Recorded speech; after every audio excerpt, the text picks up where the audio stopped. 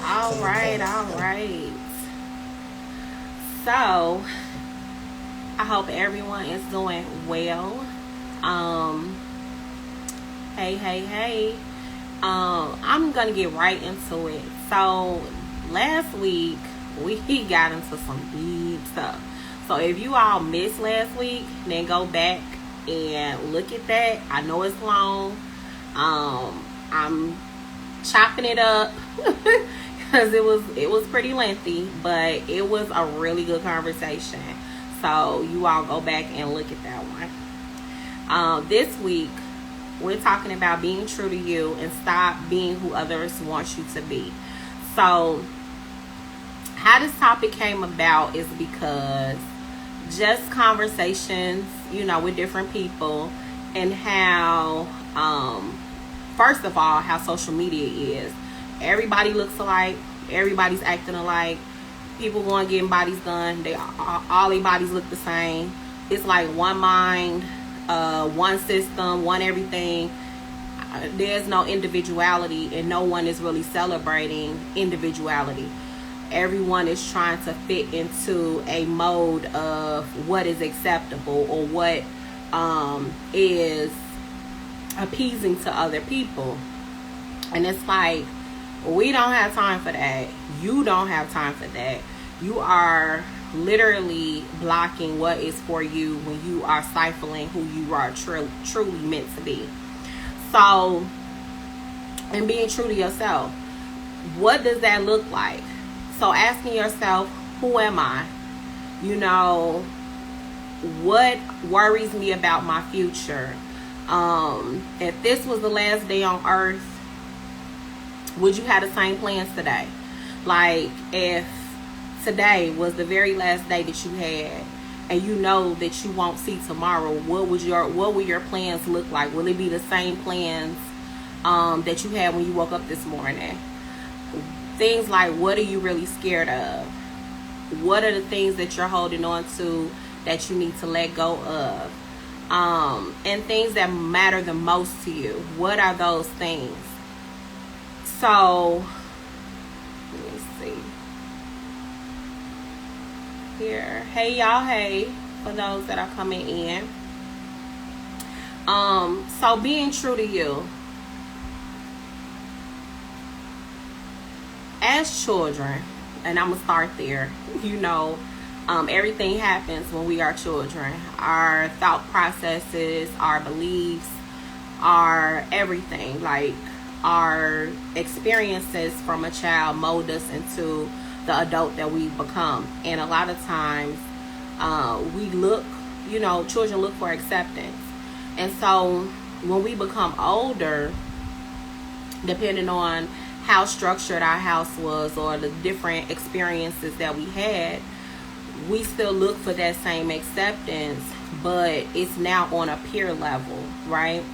And so, or it's with a relationship or several relationships. We look for our significant others to fulfill some part of us, to make us who we're supposed to become instead of becoming that person.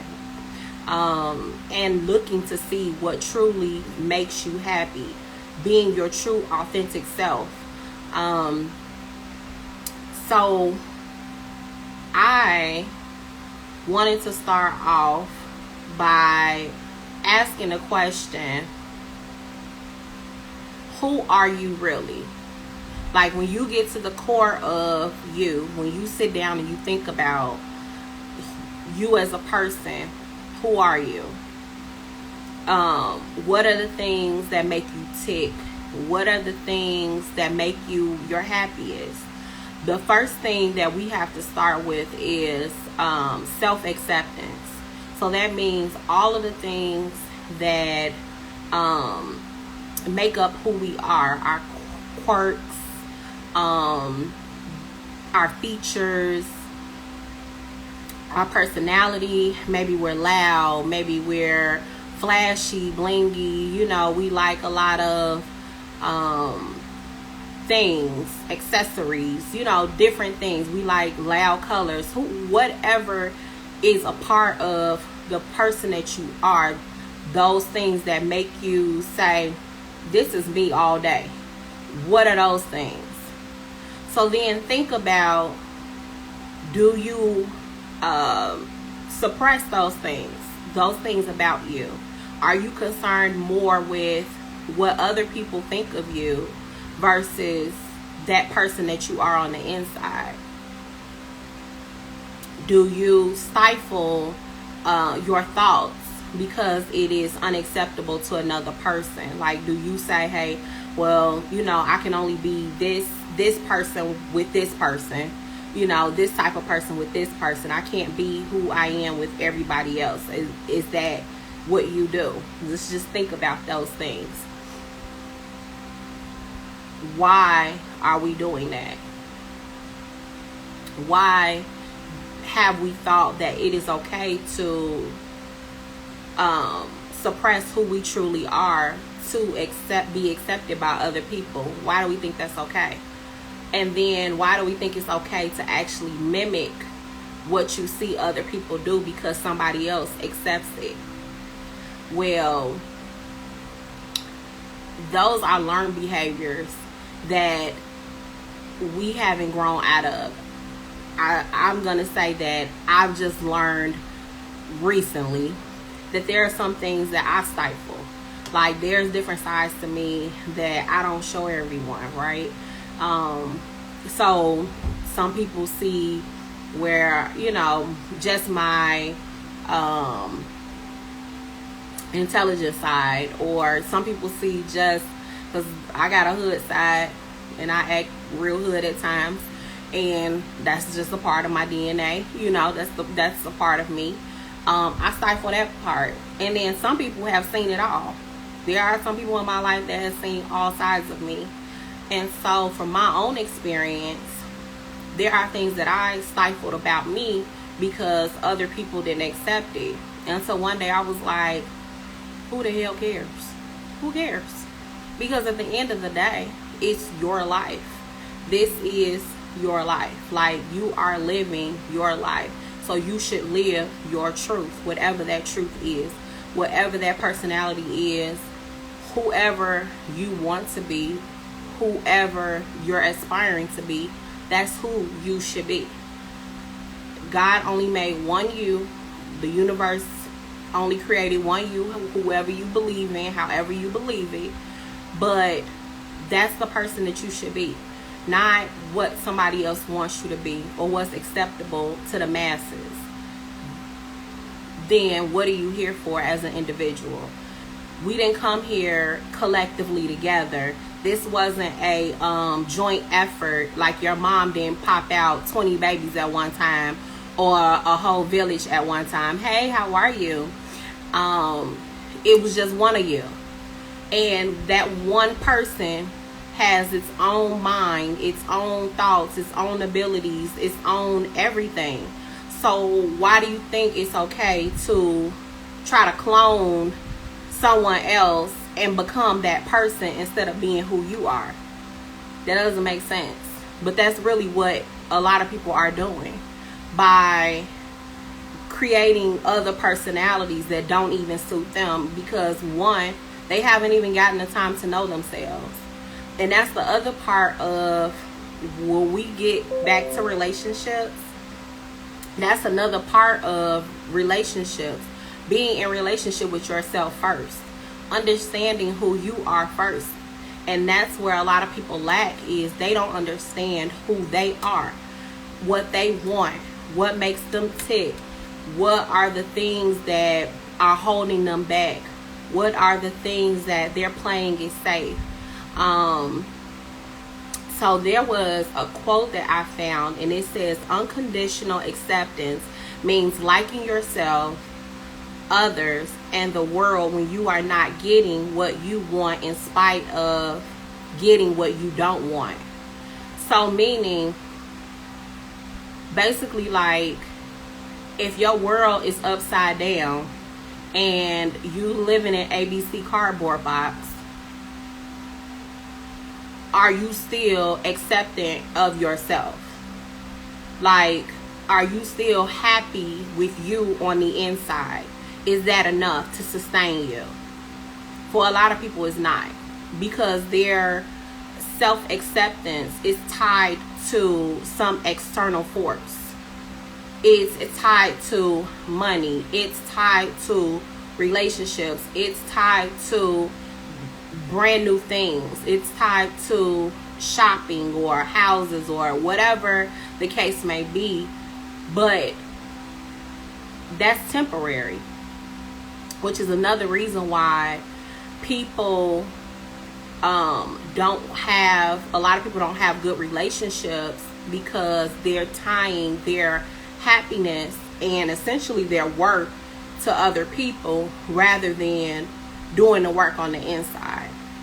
And it actually takes a lot to do that.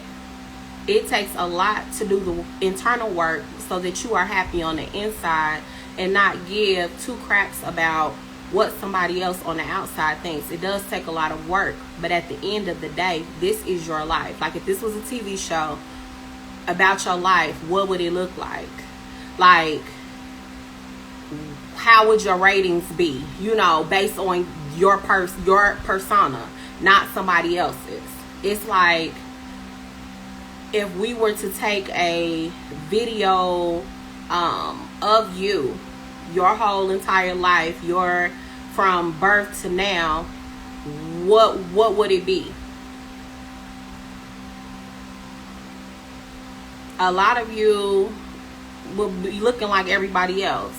And if it was a TV show and you looking like everybody else, then you're going to be like, well, who's going to watch this? Nobody, because you look like the next person instead of being who you are. So another thing that I wanted to talk about was the things that make you happy.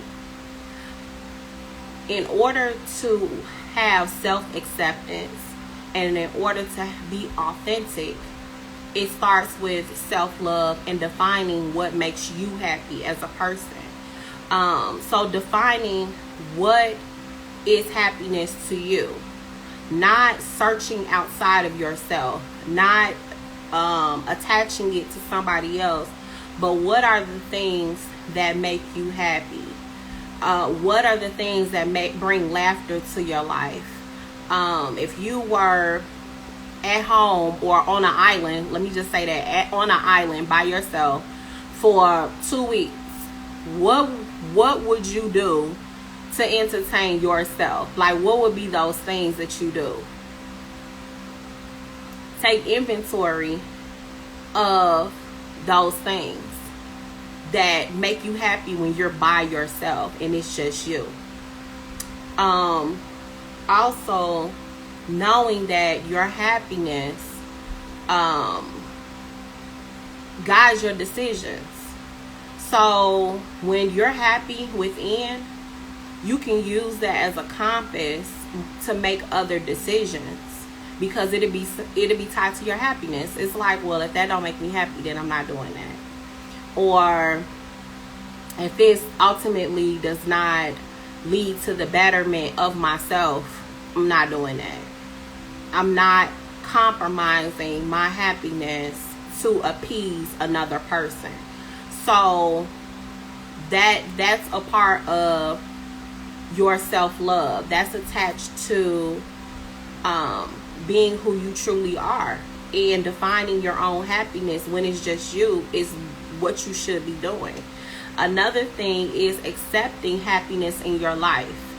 So giving yourself permission to be happy so that you don't limit yourself and you're not blocking your own blessings. Because a lot of times when you try to be someone else that you're not, you essentially block what's for you because you're seeking to be someone else. That's not the purpose of your life. And we talked about purpose some weeks ago. But identifying the purpose of your life is that if that's something that makes you happy, then you should be identifying your purpose. If you don't know, then you got some soul searching to do. And then following that happiness.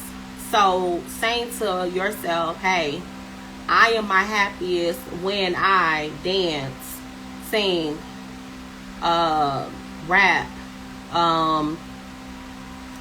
paint, go to an art show, I don't know, pottery, plants, cook, whatever those things that get you in your happy place, those are the things that you need to do more of.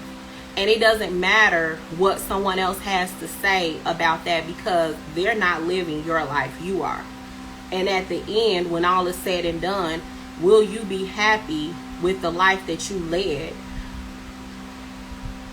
Some people will be looking around like, if tomorrow is my last day and this was the only day, then I guess I won't be happy. Well, then it means it's time for you to make different decisions with your life. That means it's time for you to actually do some internal work, to start loving on yourself a little bit more and being who you truly are as a person, and not caring about what other people have to say about who you are. Like, that's not important. Why do we as 30-somethings, some 40, 50-something year olds, care about what the heck somebody else has to say about your life when they're not paying your bills, they're not funding anything in your life, they're not contributing in no way, shape, form, or fashion besides their opinions, which who cares about that?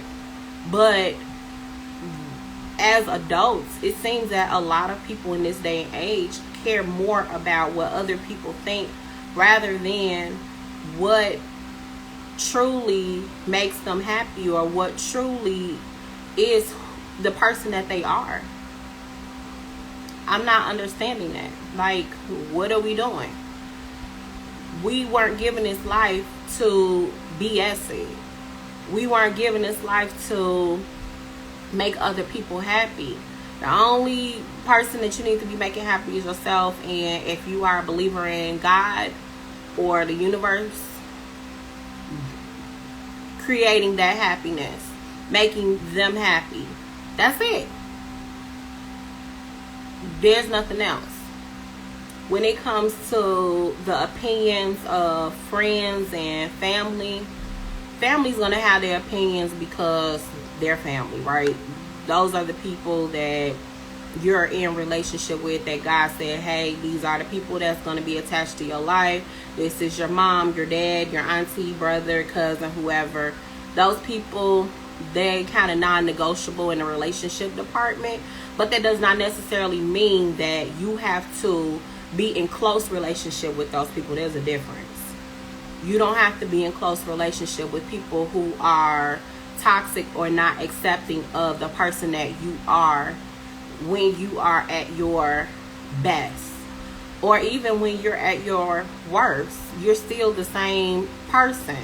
Now, how you choose to deal with it, that's a different thing. We'll talk about that another time. But being who you truly are, the people in your life should accept you unconditionally, but you first have to accept yourself unconditionally.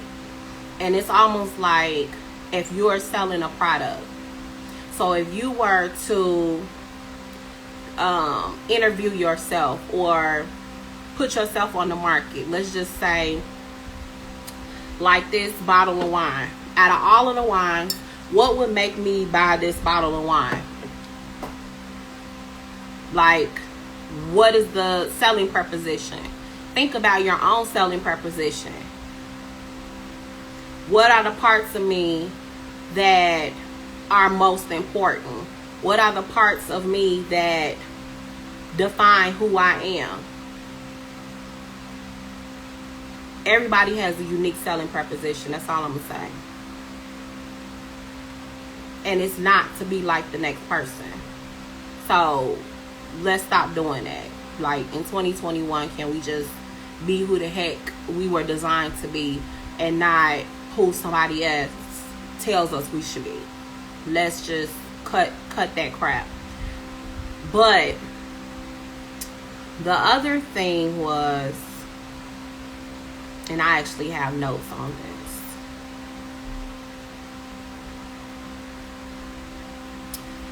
So, oh yeah, going back to how well do you know yourself? So, here are just some quick tips. Being quiet. So meaning having that quiet time, that time for meditation. I talked about meditation probably last month sometime.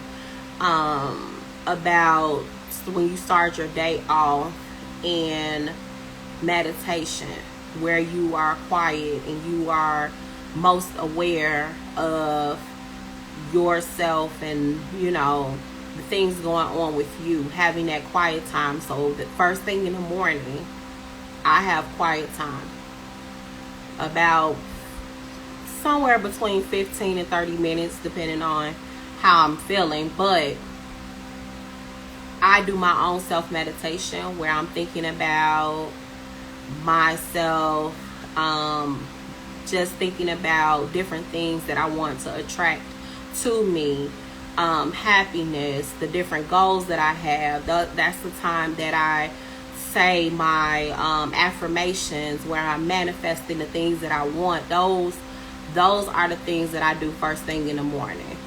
I have my own self affirmations. Realizing who I truly am. That means accepting mistakes that I have made,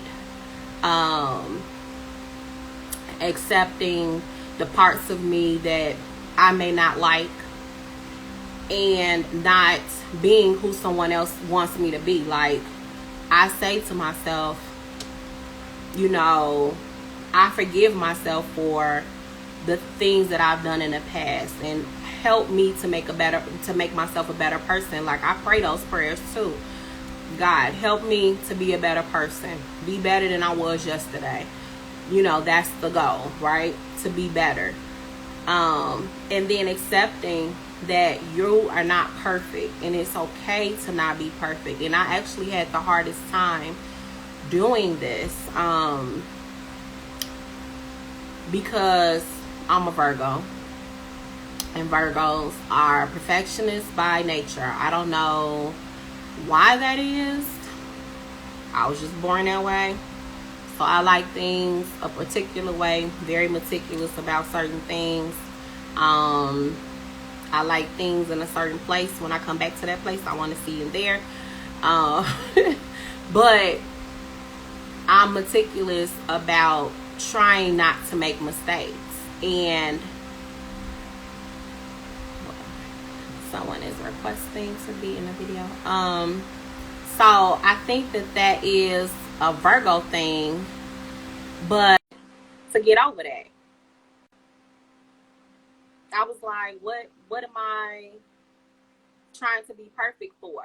Hey, Wow. how are you? I'm good. How are you? Cousin number 2 on the line. I'm gonna say number 2, even though you was number 1. Well, yeah. Number I 1 guess I am the oldest. She is the oldest. I am. You said something, and I was like, all right, I gotta jump in now. You talked about being a Virgo, and Virgos have this need for perfection. So I'm an Aries. We have the need to be right, no matter what. Even if we're wrong, we're still right. So that's I feel like, because I am a believer in horoscope traits and how they form our personality, or at least help form our personality. So I think in everybody's search to figure out who they are, what their place is in the world, part of that is the need to be perfect, or the need to be, like you're saying, be what others think we're supposed to be, because we don't want to upset people. That's part of human nature. We don't want to upset people. We don't like conflict. We don't like having people mad at us. So we try and give them what they want, even if it's killing us. We do this pretend life where, I see a lot of people, especially in my field. Just so y'all know, I'm the cousin that she was talking to last week that's got the psych degrees, just so we can clear that up. But I want to make it clear, I'm not a therapist, so I don't want to put that out there. But I've You never in my know. You life, might be the therapist without all the credentials yet. I could, well, that's kind of what's happened in all these jobs, so that might be a thing. Um, I have come across a lot of different types of people. I've worked with a lot of different populations, and what continues to be the theme is folks not knowing who they are, but working really hard to please everybody around them because it's just easier to get through life that way. But Even it's though not. they're struggling inside. It's so It's not. not. It's so not. It's like it's like self-sacrificing, right? Yes, A lot of yes. people are doing that, and it's like, and I've done it in some, cause yeah, I've done it. We all have. And then I realized, I'm like, what am I sacrificing myself for? Like, does that even make What am I sense? getting out of this? I did not die Right. on the cross, okay? Like, why am I sacrificing who I I am? didn't sign a contract. I didn't say I was going to hang from anywhere. I didn't say that this was going to be the rest of and I was going to rise again tomorrow. I didn't sign up for any of that. Right. You know what? Perfect example. I now, being the firstborn cousin, actually on both sides for me, um, there's a lot to being the first. Birth order sometimes has a place in how we respond to other people. You know, being the firstborn, whether you're the firstborn out of cousins or, you know, siblings, it doesn't matter. Firstborn, there's a lot of pressure on you to It puts be you in a different perfect. position, don't it? Yes. Yeah, because we're the experiment. We're the experiment. The firstborn is the first child. So parents who never had children before, they got to figure it out. Figure out how to be Right? parents, figure out how to raise this kid, figure out how to not lose their minds and not lose the kid at the same time. So we are the experiment. And as we grow up, there's this tendency for us to, whether it's self proclaimed or our parents have put that on us, this need to be perfect, this need to be the good child, this need to get all the good grades and do all the right things and don't get in trouble, and then be the example for everybody else that comes after you. That does something to you. That does a lot to you. I can say from It experience does. that did a lot to me because I always felt like you guys were compared to me. I was just trying to live my best life. I mean, I wasn't trying to be a role model. I wasn't trying to set an example for anybody. And I always felt, I know our grandparents, grandma always used to say like, oh, you know, I wish your cousins were more like you. And I'd be like, what do you mean more like me? I'm shy. I don't like talking to people. Don't like being put on the spot. Don't really want to be bothered. Let me just go in the corner and read a book and leave me all the way alone. What do you mean be more like me? I was too busy thinking I wish I was more like them. My cousins are fun and they have a whole bunch of friends and they talk to each other and they hang out. And here I am over here, totally different, separate. So You that's know that grass what? is always greener. We did not know this. We did not know any of this. We needed to I have a know. cousin meeting We really because do. we had no idea that this was what was going on. That's crazy. Oh my goodness. But you know what? You're not the only one that's shy anyway. Like me, Shay, Daryl, it's a few of us. It's a few of us. It's a And few we of have that us. in common as family, definitely. The thing is, like, yeah, I'm an Aries and I have a big personality.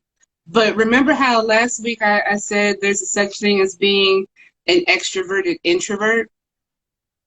What that means is you can do great in social situations, but you would much rather be by yourself because that So is where you true. are the most comfortable. And I found I'm one of those people. Yeah, I can mingle, I can have fun. I like throwing parties and entertaining. But if I had a choice, You I'm be gonna by be in that yourself. corner with a book, the singer, you know? I'm more comfortable being by myself Hmm. because there's no pressure. There's no pressure to perform. There's no pressure to try to meet people's expectations. There's no pressure to put on this air, especially if you're a person who, and this is more so for the people that I've worked with, like clients I've had or students I've worked with, where they're struggling with things like mental illness or family traumas or just bad thoughts that they don't want to talk about. They're not okay. They're not feeling okay. They're not thinking okay, but they have to go out there and put on this brave face so people don't question or worry or hover. Because that's the other thing too. If you're a person who doesn't want to be bothered, you don't want to make anybody worried, because then everybody's going to circle around you like, bees to a hive. And then it's like, okay, everybody's got their attention on me. I can't handle this, So there's a lot to it. That's true. Yeah, I will say I don't know if I'm an extroverted introvert, because I don't know. Like, when I'm in social situations, before I get there, I'm like, I done talked myself out of going 20 million times. I'm like, okay. And then I'm sitting there like, hi, hi. After a while, I'll be like, look, I'm ready to go home. Okay, I gotta go. Exactly. I'm like, if this ain't about money, I don't want to mingle. Really. Because what is it? If it don't make dollars, it don't make sense. Right. I'm at an age where I be like, while I'm sitting here, I can do 20 million things. So getting to know new people, if it's not helping me in any way, shape, form, or fashion. Exactly. And then what am I doing? Right. I'm out. I'm out. Time to go home. See you later. And then you have to reason with yourself, like, okay, am I being ridiculous? Am I just doing too much right now? Do I really need to go out and do this? Maybe so then you're at war with yourself, because you're trying to like talk yourself into doing it, trying to motivate yourself to do it, but you're still like, I don't wanna. So, and then for me, I have, for the longest time, and didn't know, I have anxiety, like clinical anxiety. And sometimes being around a whole bunch of people would make me crazy. I would just be so uncomfortable and I realized, funny thought, after we were, after your live was done last week, I started thinking about family stuff and when we were kids and everything. And I remember when all of the aunts would play this game with me, used to just make it, I used to cry.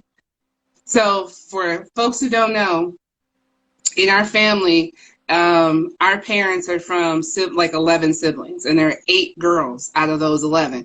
They used to play which aunt, it's a lot. They used to play which aunt am I? This is when I was like 5 or 6. So which aunt am I? What's my name? I'm sitting there like, there's 8 of you. I know I'm supposed to know, but I'm 6. I just want to eat. Life decisions. Can I just eat? But you know what? They were younger then. They were younger then, right. Because they were, everybody was like, they were actually in your age group by the time you came along, yeah. So imagine having to sit there, we're all eating at a buffet or whatever because it's a family gathering for somebody's birthday. All I want to do is eat the piece of chicken my mom put on my plate. But I got 8 different people asking me which one they are. I don't know. I don't know. And I would cry. And so what that made me realize is I might have had anxiety as a kid. That might have been one of the reasons why I was shy. But I realized it was easier to just do what people wanted or be what people wanted because they would leave me alone. I could get through it and then it would be done. So even though I was unhappy at times, I got through it faster, or at least that was my thought pattern. Sometimes it worked, sometimes it didn't. So now, as an adult, being around a lot of people I don't know, like social gatherings, there are times that I couldn't do it. I couldn't leave the house. I couldn't make myself go because it was exhausting to try and pretend to be okay when clearly I wasn't. I was uncomfortable. I was like just the thought of having to keep up that conversation, because you have to do small talk when you meet people, and I couldn't. I have a really close friend. We used to work together. She throws amazing parties, especially when they're family gatherings. Her family is awesome, but there were times when I couldn't go to her parties because her best friends were there and their kids were there, their significant others, extended family members, because she has a lot of cousins like we do. Their kids would be there too, and I would just sit there and I'm like, I can't. I'm trying to be comfortable, but I can't do this. And so it got to a point where I just stopped going to people's family gatherings because I couldn't do it. Wow. Yeah. So I've got it. My anxiety is under control now. I've been doing mindfulness and all this other stuff. So it creeps up every so often, usually when I'm super stressed, but I got it under control. And you were saying earlier about things like, meditation and deep breathing and, getting your mind right for the day. That stuff I had to work on. I've been working on that for probably the last, I want to say, 5 or 6 years. Because it's taken that you know long. what? A lot of people don't look at that as what they should be doing, right? Mm-hmm, Like, mm-hmm. you actually have to prepare for the day because things happen. It's like you don't want to lose your mind every time something happens. Like, you want to be able to navigate through things because you're going to be tested. You're going to be faced with situations. Everything is not going to go as planned. So how do you manage that before you get to it?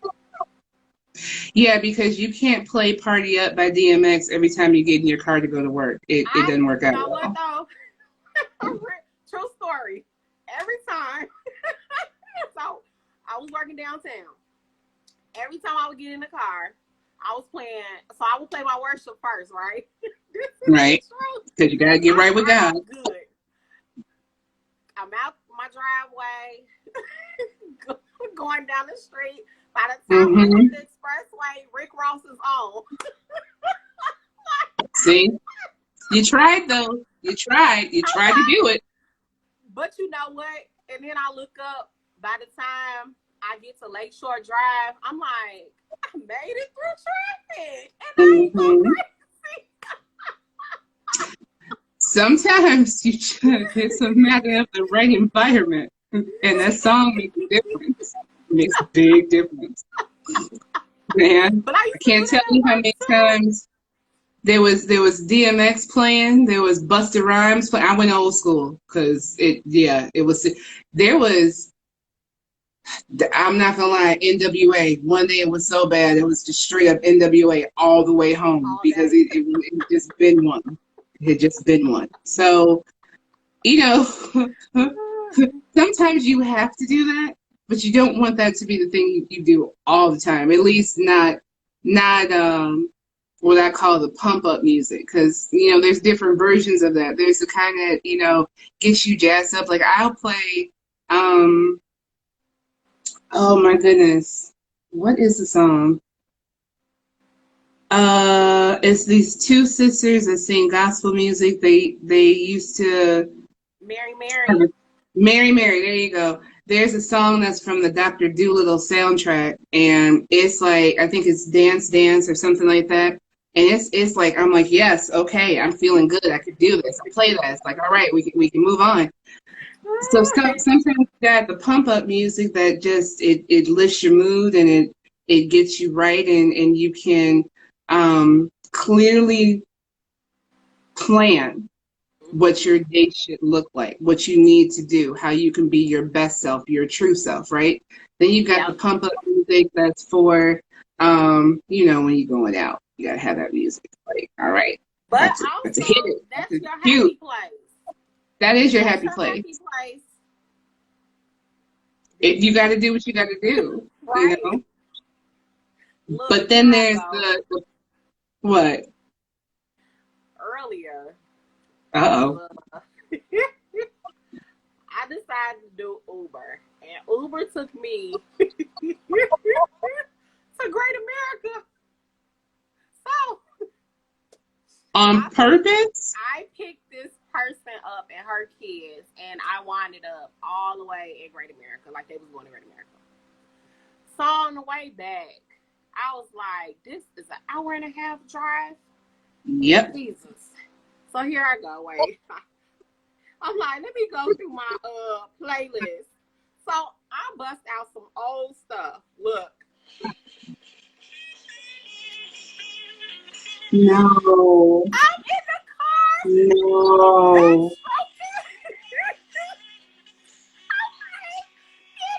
I felt like I was pop off for a second. Backstroke. You remember when you used to backstroke? Yeah, Girl, I yeah. was in the car dying, laughing, because it just Man. reminded me of them dancing.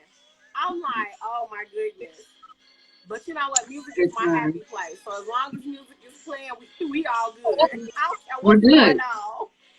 We're good.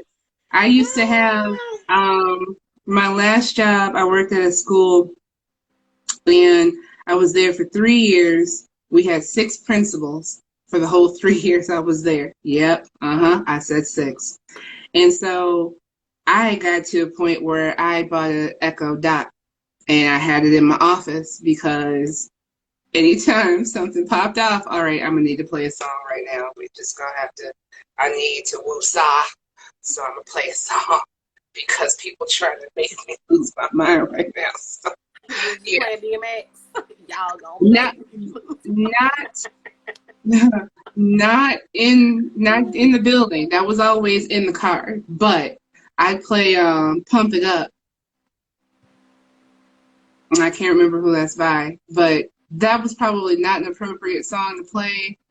But you know what? Sometimes you need that moment to just, yeah, hold on. Let's see. You just need whatever's going to make you be okay in that moment so you don't get yourself in trouble.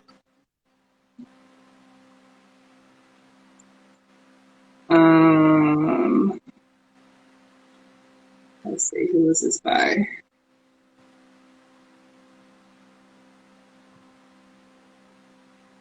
Joe Budden. Here.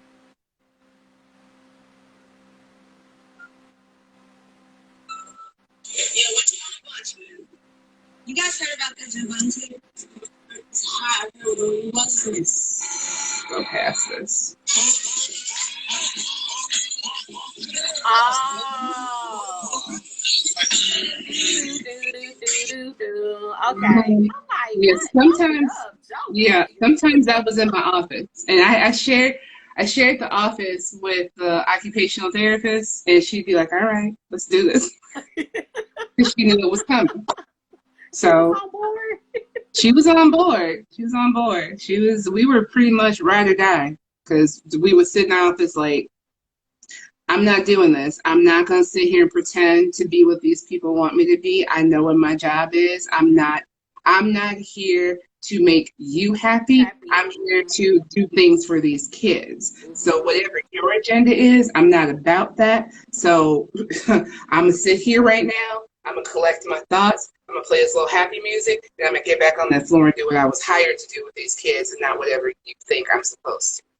Yeah. But you know what? It takes a lot to do that because even with your job, now I was just talking about like family and relationships, but even with your job, a lot of times we have to become another person. I know for me, I'll be the corporate person. Hello.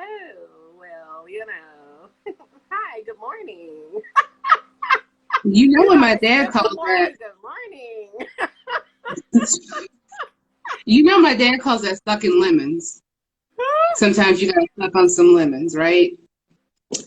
That means gotta get that professional look. Good morning. Good morning. How are you? Right? And it's like, after a while, you become who they want you to be because you're in their world. But it's funny because my friend who was also my coworker, she like, I'm gonna be me. I'm done with all of this. And so she actually inspired me just to do me. Even though It's not like a whole lot that I'm doing. I'm sitting in a cubicle, like looking at cases. So it's not like it's a whole lot. Right. But like even my hair was red. Like that took a lot. You are in corporate with red hair and Yeah. nose ring. Yeah. Yeah. Yeah. Now I still dress the part, but red hair and that nose ring, which you really can't see it, but they see it You when they can't. walk up Yeah. on you. It's small, but Yeah. like the red hair, they see me coming. You can't miss it. But And you know what? they were So what? accepting. It's a color, you know? Then that's the thing I've never understood about corporate America. When you stray from what they feel is professional, if like I had a job the first time I was a case manager, it was said in the handbook we were not allowed to dye our hair any unnatural color. So that means if I wanted to go honey blonde, couldn't do it. That's not a natural color for me. Right. What difference does it Look, that's make? why you color Does your hair before you get there. There you go. Because what you gonna do? Make me color it? I bet you the EEOC has something to say about it. Try me. The problem is, what does the color of my hair have to do with my ability to do my job? Nothing. Nothing. But those are Absolutely nothing. old corporate standards, Mm-hmm. right? Mm-hmm. And it's funny because I feel like those standards were put in place because of us. Mm-hmm. Because, you know, other people weren't doing that. They were naturally blonde, red, brunette, whatever you want to call it. They might put a little highlights in their hair, but it was nothing, you know. But for us, that's how you get rid of us. Mm-hmm. Say, hey, your hair is too big. Your hair is a little too red. You did a little bit too much streaking this month. We know Mm. that there aren't black people with blonde hair. That's not necessarily true Yes. because there are some black people that I really like and they have Yes. different color hair. Yep. Depending on how light the person is, their hair might be a honey or whatever. They might be red, Mm-hmm. but according to them, that's not the norm. That's not okay. Well, since we're on that topic, let me slightly switch gears here. You do realize there are still a couple of states in this country that have discriminatory laws about us wearing our natural hair. Which, why? Again, what does my hair have to do with you? It's a way to keep us out of certain places. Social circles. Yeah. Yeah. Because if you think about it, that's really all it's about. It's a social circle. It's not so much the job, because you wouldn't have hired me in the first place if I couldn't do the job, or if you didn't think I could do the job. But that other part is a social circle because, when you have clients or when you have other businesses that you're working for, it's not professional to look this way. So you need to, get the curl out of your hair, and you You need know to. what?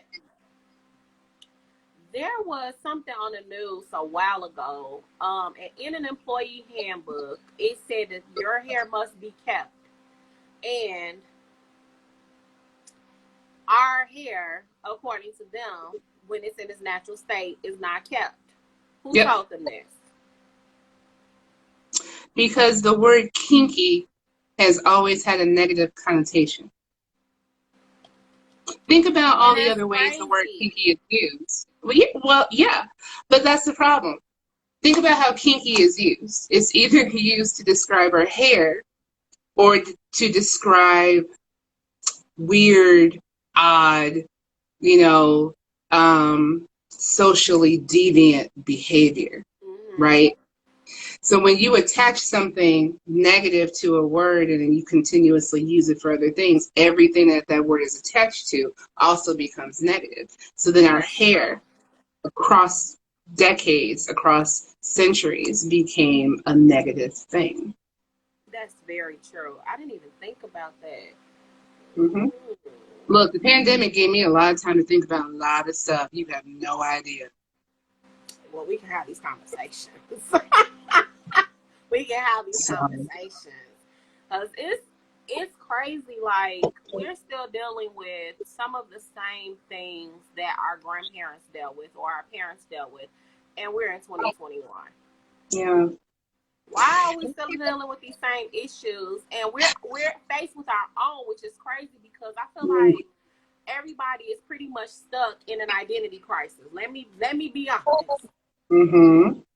When I look at Instagram and I see the same body on different people, I feel like you have an identity crisis because all bodies are not made the same way. Right. If everybody was to work out, your body would still not come out looking like the next person. So Right. why in the world are y'all going, getting all of this stuff done that's going to fall in about 20 years and you got to go right back? Girl, I was just having this conversation with my friend about somebody getting their butt done. And I was like, wait, when what? they turn 50, that thing going to be saggy baggy and why? Then you might have problems because you done did fat transfers and now you walking around You might have unnatural. saddlebags because it might have slipped down that far. And I'm like, do y'all ever think about what happens after No. you get it done? Okay. But see, there's your problem. You think people are going to think past the here and now. We're not doing that. At 30 plus, you should think past here and now. I mean, when we was 21, of course not. But 30, 40s, it's some 40 something year old women like really like getting their bodies altered to look like their daughters, right? And it's like, Yeah. what in the entire hell are you doing? What are you doing? Why Okay, are you so doing this? Mothers I and can daughters tell you should not why. look that much alike. Like back in the day, Well, you knew what the mother was and you knew what the daughter was. Like you could clearly see the difference. you could clearly And tell. today, we But don't know the see, difference. but mom was married to dad, and if she wasn't married to dad, mom was dating somebody in her age group, and it was fine. She wasn't looking at you like that, like you were a snap. But that's the problem now. Look at any reality TV show, okay? 90 Day Fiance. What is it?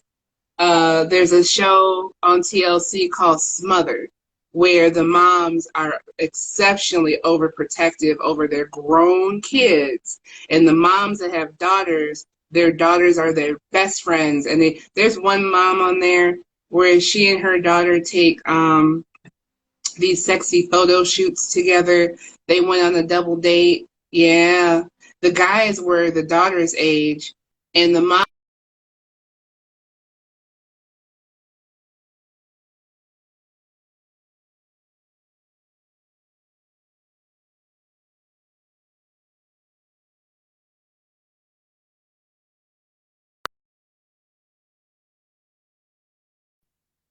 Sorry. There we go.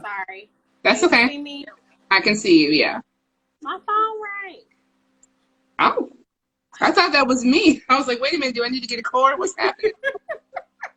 No, but we have all these TV shows where these women are trying to catch younger men because for whatever reason they believe men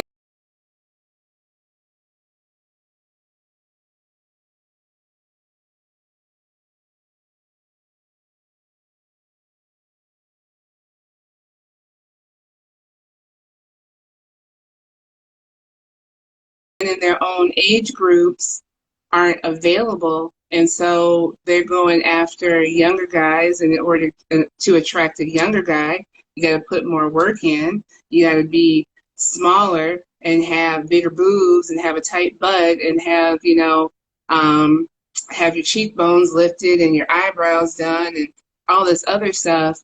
So you have Can these you see women me? who, No. no, you What in disappeared. the There you go. world? You keep disappearing. There you are. Oh no. What kind of shenanigans? The phone can't handle the conversation. What is It's too going real. on? I'm over here It's too like, real. It's too real. why is it not coming in? It can't handle it. It's real talk. It can't handle it. It can't do Oh it. my goodness. Can't And do this it. light. what is happening? That was like super bright. Oh, what's going on? You kind of gray over there. Oh my god. I need a sip. No, wait, take a drink. That's gonna be all right. Oh my goodness. Yeah, it's like, Nobody yeah, thinks I about so what that many stuff is women gonna that look are in like. competition with older women that are in competition with younger Yes. women. For Yes. what though? It's like, aren't you proud to be the age that you are? And truth be told, since we're on this topic, real men do not like fake bodies. I would hope not. That's why you see a lot of them are still single. I'm just gonna Yeah. put that out there. A lot of these women that are getting their bodies done, including famous women, they are still single. And the women that have not had their bodies done and probably have not done anything to themselves, some of them with their hair all over their head, the men be loving them just the same. Okay? Yep. Well, because you can get your body done. You can make things bigger, smaller, move them around, highlight this, cover up that. What you can't change is your brain. You can't change your brain. So if you are airheaded, there's really You're not gonna much still that's be the going to help same you. way. If you don't have common sense, nothing's really going to help you. If you can't, if your personality is stank, it's gonna just be stank. Like you can fix the outside all you want, but the inside, if that is ugly, if that is broken, if that is halfway there, there's nothing that can be really done about that unless you're really gonna work on yourself. And even still, you can't fix it 100% because you've been that way for so long. So these That's guys true. who may be attracted to that certain type of body that's been, lifted and tucked in and sucked in, once they start talking, oh, okay, I'm gonna need you to just be quiet. Don't say anything else. Just be pretty. And not only that, okay, so now we done dipped off into a different topic. It's a lot of women that think now men are physically attracted to, like, they're attracted to your physical. That's how they are. They're built like that. They're However, visual, right? just because you get all of this work done is not gonna make that man stay. All of these No, famous women, case in point, all these famous women have been through how many relationships? too Divorced many. how many times? And Oh, they got the yeah, best bodies on earth because yeah, of the industry that they're in, and they cannot maintain a relationship. So that should tell you something. I don't know why people just don't think like they don't look because it's obvious. Like, look at Beyonce still got cheated on. Halle Berry still got cheated on. yeah, Everybody still got cheated on. Just about every woman in Hollywood got cheated on. yeah. What's her name? What's the girl from Latoya Luckett? She been married what, twice, and she has a Really? decent body, nice personality. That is not keeping anything. It's not. Yeah, It helps. because It helps to it, look it's at, it, but it's you gotta right. have more than that. And I You will have to have say, more. for me, I'm plus size. I'm working on it, but I'm not trying to be skinny. Let me put that out there. I don't subscribe to that. However, I've never had a problem. I've never had a problem and experienced a shortage of any boyfriend, any any of that. Like, Right. it's not my problem. Now, who I would decide to settle down with, because I was just talking to my friend about it. She was like, "So, when are you going to, settle down, get married?" I'm like, "I don't know because I got options, and I don't know if I'm ready." Like, I want to, but it's like in my mind, I'll be like, if I marry this person, will it work? Like, will it be like my parents? So now, and that's the other part. I have to get outside of that because the Yes. bar that my parents set is different than what the rest of the world views relationships as. And they didn't even say anything, but like they didn't intentionally set it. They did it though because I was like a third party to the relationship, if that makes sense. Right. Like I was watching their interactions and how they talk to one another and all of those different things, and I'm like, where he at? Can I get the best friend that know your ratchetness, that know this, that, and the other, and it's still okay. can rock with you, don't judge Right. you, y'all. You Right. keep rocking, I'm rolling, vice versa. Like, entertain my nonsense, still hype me up with the, whatever goals and dreams that I want to aspire to that part. And then still, like, cater and do, what the, I be like... See, but there's a couple of different things. So, girl, when I be talking to people, I be like, wait a minute, he got this, but then I'm like... See, and that's where we go wrong. That's where we go wrong. It's okay to have a checklist because by a certain age, you should know what you would like to have in a mate. It doesn't have to be a perfect list, but that's kind of where a lot of people are. We look for perfection. I'm looking for perfect for me. Like, if you got these things, I can work with you. But when you see husband, when I see husband, I see different. Like boyfriend, okay. But when you talk about husband, I'll be like, it's a lifetime. Because that's a lifetime. Deal with you for the rest of my life. Yes. So if you broke, or I ain't gonna say if we broke, because you broke. Right. I'm gonna make sure I have a stash, but if you lose it all, am I still gonna love you the same after that? That's what I be looking at. Like, if you have nothing to contribute financially and all I got is your personality and your hopefully loyalty, can I roll with that? And in some cases I'll be like, I don't know, because you do this and it annoys me. Lord Jesus, help me. But see, one of the things that you're looking for has to be ambition. I just be like,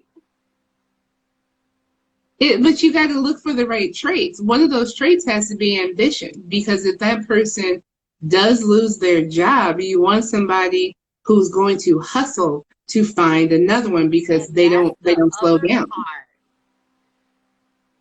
There are men that get caught up in what went wrong with what they were pursuing.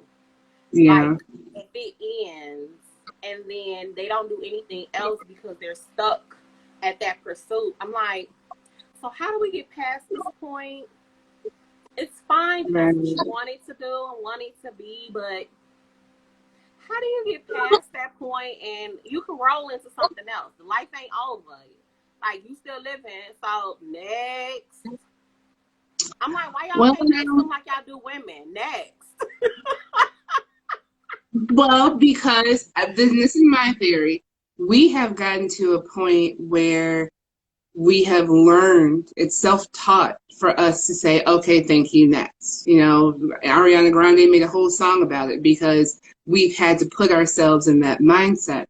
Guys are still overall conditioned to be breadwinners, conditioned to be achievers. And if you failed at something, or if something didn't work out, you failed at it. Why did you fail at it? Why didn't this work out for me? What did I do wrong? And there's that like downward spiral that happens as to why this wasn't successful. And yeah, it's a spiral because that's the part that you're saying that they can't come out of and just be like, you know what?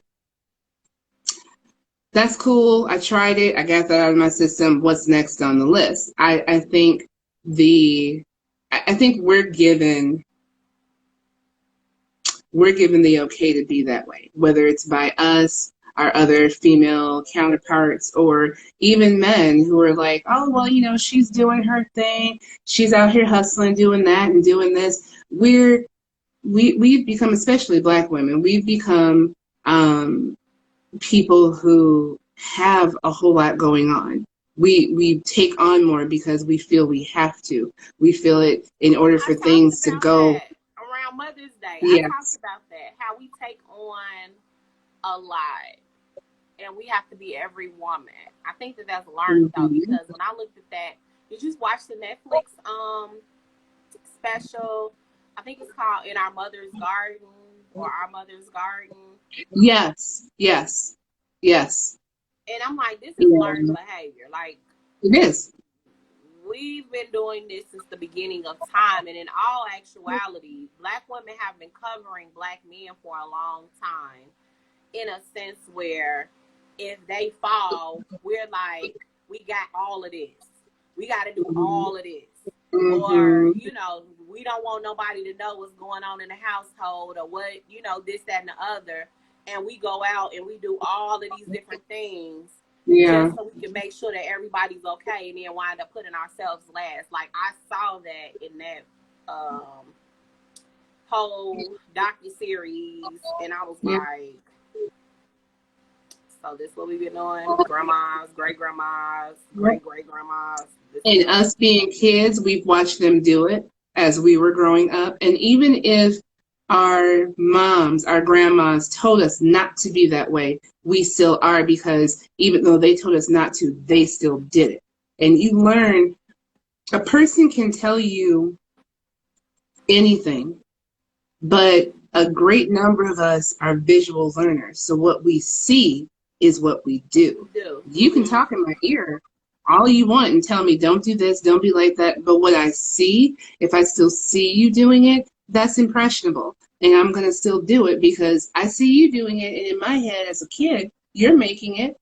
There's food on the table. There's clothes on our backs. We're going to school. We're clean. You've made it work. So it's okay if it happens to me too. It's not. That cycle has to stop. We have to start feeling like it's our responsibility to take care of everyone and everything. And some of this is conditioned human nature. I know you said last week you tried the psychology, you were like, nah, can't do it. There's what? Because, well, when I first started, it was easy. It took no effort. But then after a while, I was like, I'm not doing all this. Like, it got involved. I was a lot. I did a lot. A lot. Them case briefings was no fun. Okay? I'm sure.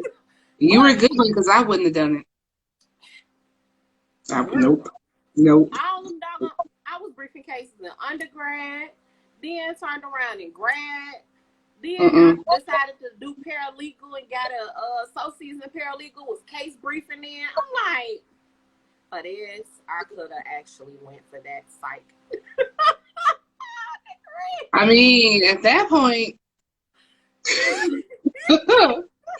but there's a class that a lot of us take that's called the psychology of aging. And since I'm a little older than you, my age group is middle-aged. Oh, it hurts to say that. So we're in the middle of having to. It hurts. Let me tell you, it hurts. It hurts so much.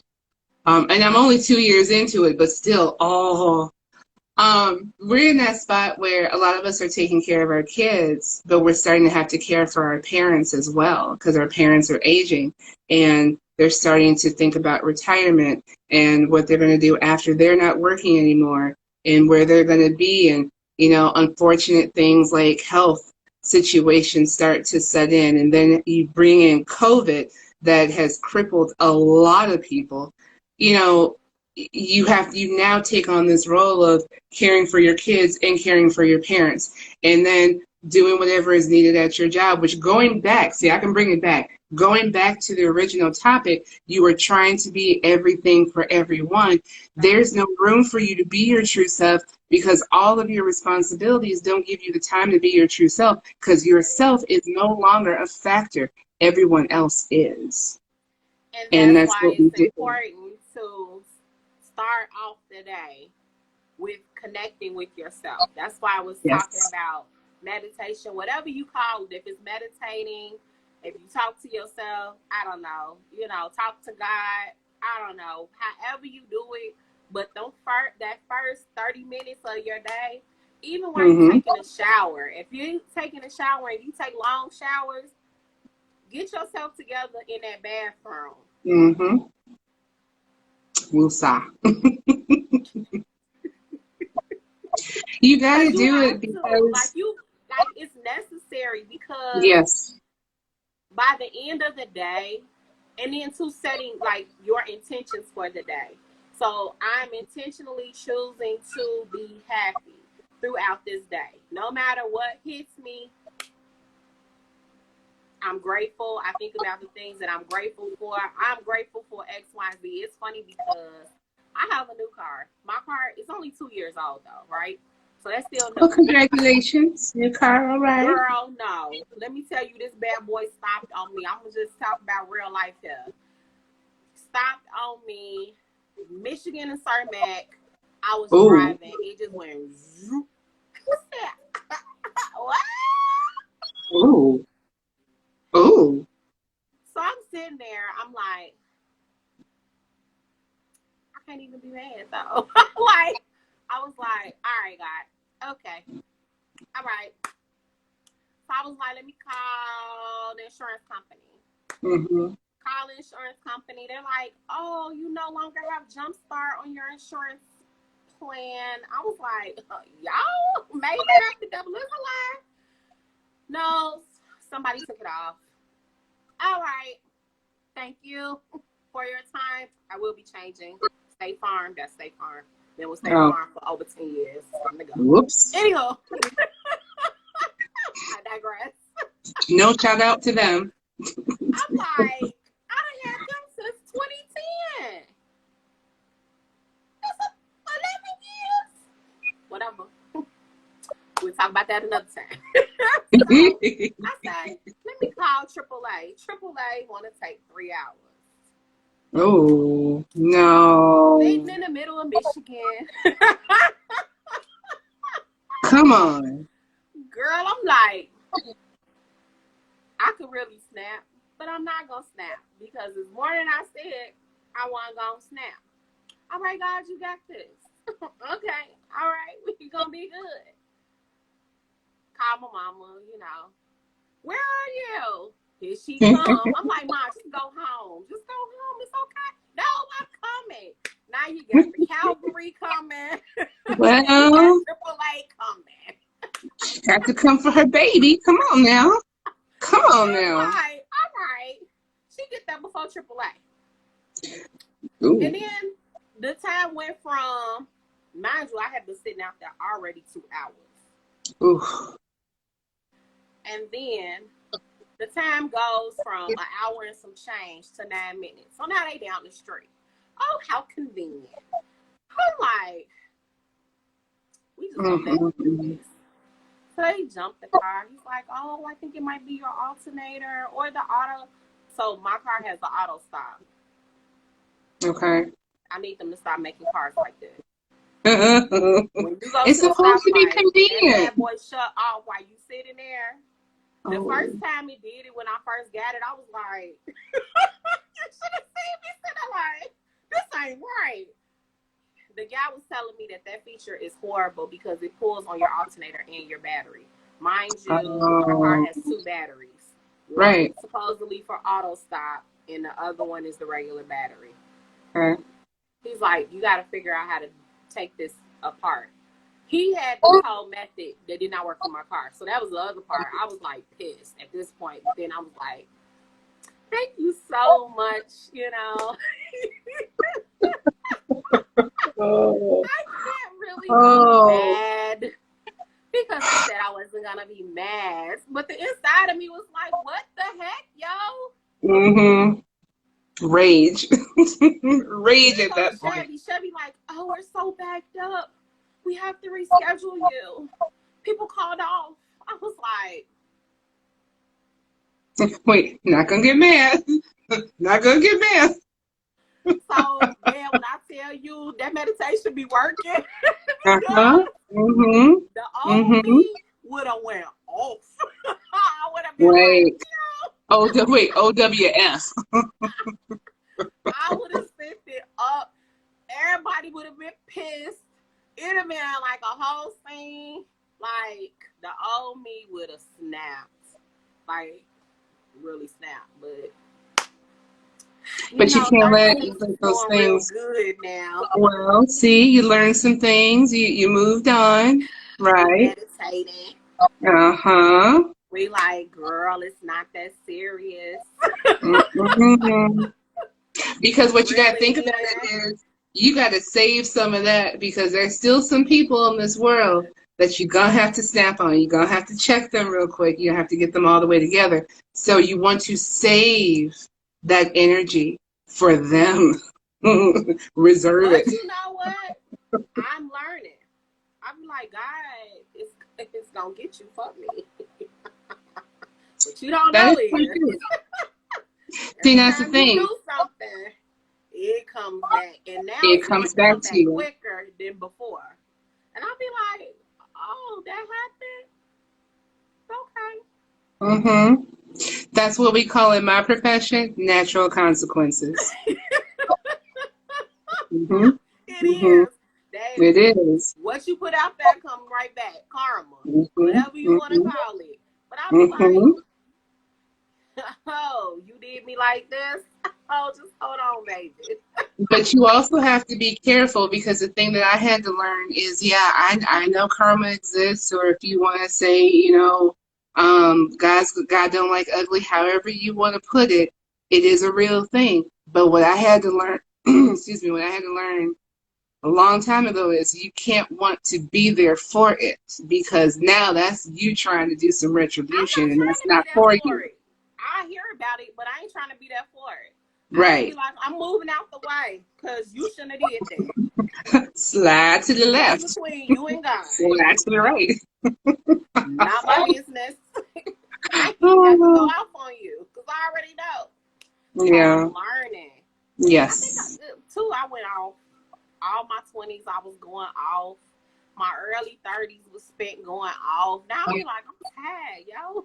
I was gonna say, wasn't that exhausting? Wasn't that I'm exhausting? By tired. 35, I was like, I can't anymore.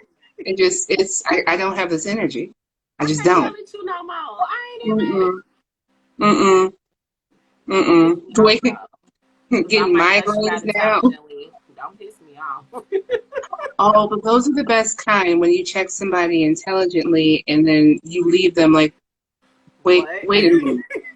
Did she, did she just tell, wait, what? Did she just tell me? Oh, I think she just told me up. Those are the best because you've already gone on about your day. You're already in another mood, in a better spirit. And that person's still scratching their head wondering what just happened. Those are the best ones. Mm-hmm. Mm-hmm. But then to find out afterwards that God handled it for me, I'd be like, sorry for you. So sorry for you, honey. Oh, so very sorry. Oh my goodness. But see, again, this goes back to your original topic of being yourself, being true to yourself, because you recognize how the old you would handle something. Being true to yourself means, you know what, I'm older, I'm more mature, I'm smarter, so I'm not going to do what people expect because the way you've behaved, the way all of us have behaved for long periods of time, people start to expect us to act that way now Yep. too. So if it That is so was, if true. we acted out, if we were negative, if we were any kind of foolishness, people then expect us to be that same level of foolishness, even if we've gotten older. So being your true self can also mean, you know what? I've grown. You may not have recognized that I've grown, but I recognize that I've grown. And that growth has taught me I have to handle situations in a different way. And whether you expect me to do that or not, this is what I'm going to do because this is now my true self. That's true. And also walking away. Yes. Yes. Walking away from some relationships, some people. Yes. Yes. Because I will say this, you know, and this is public. So when you go back to what you're used to, Mm-hmm.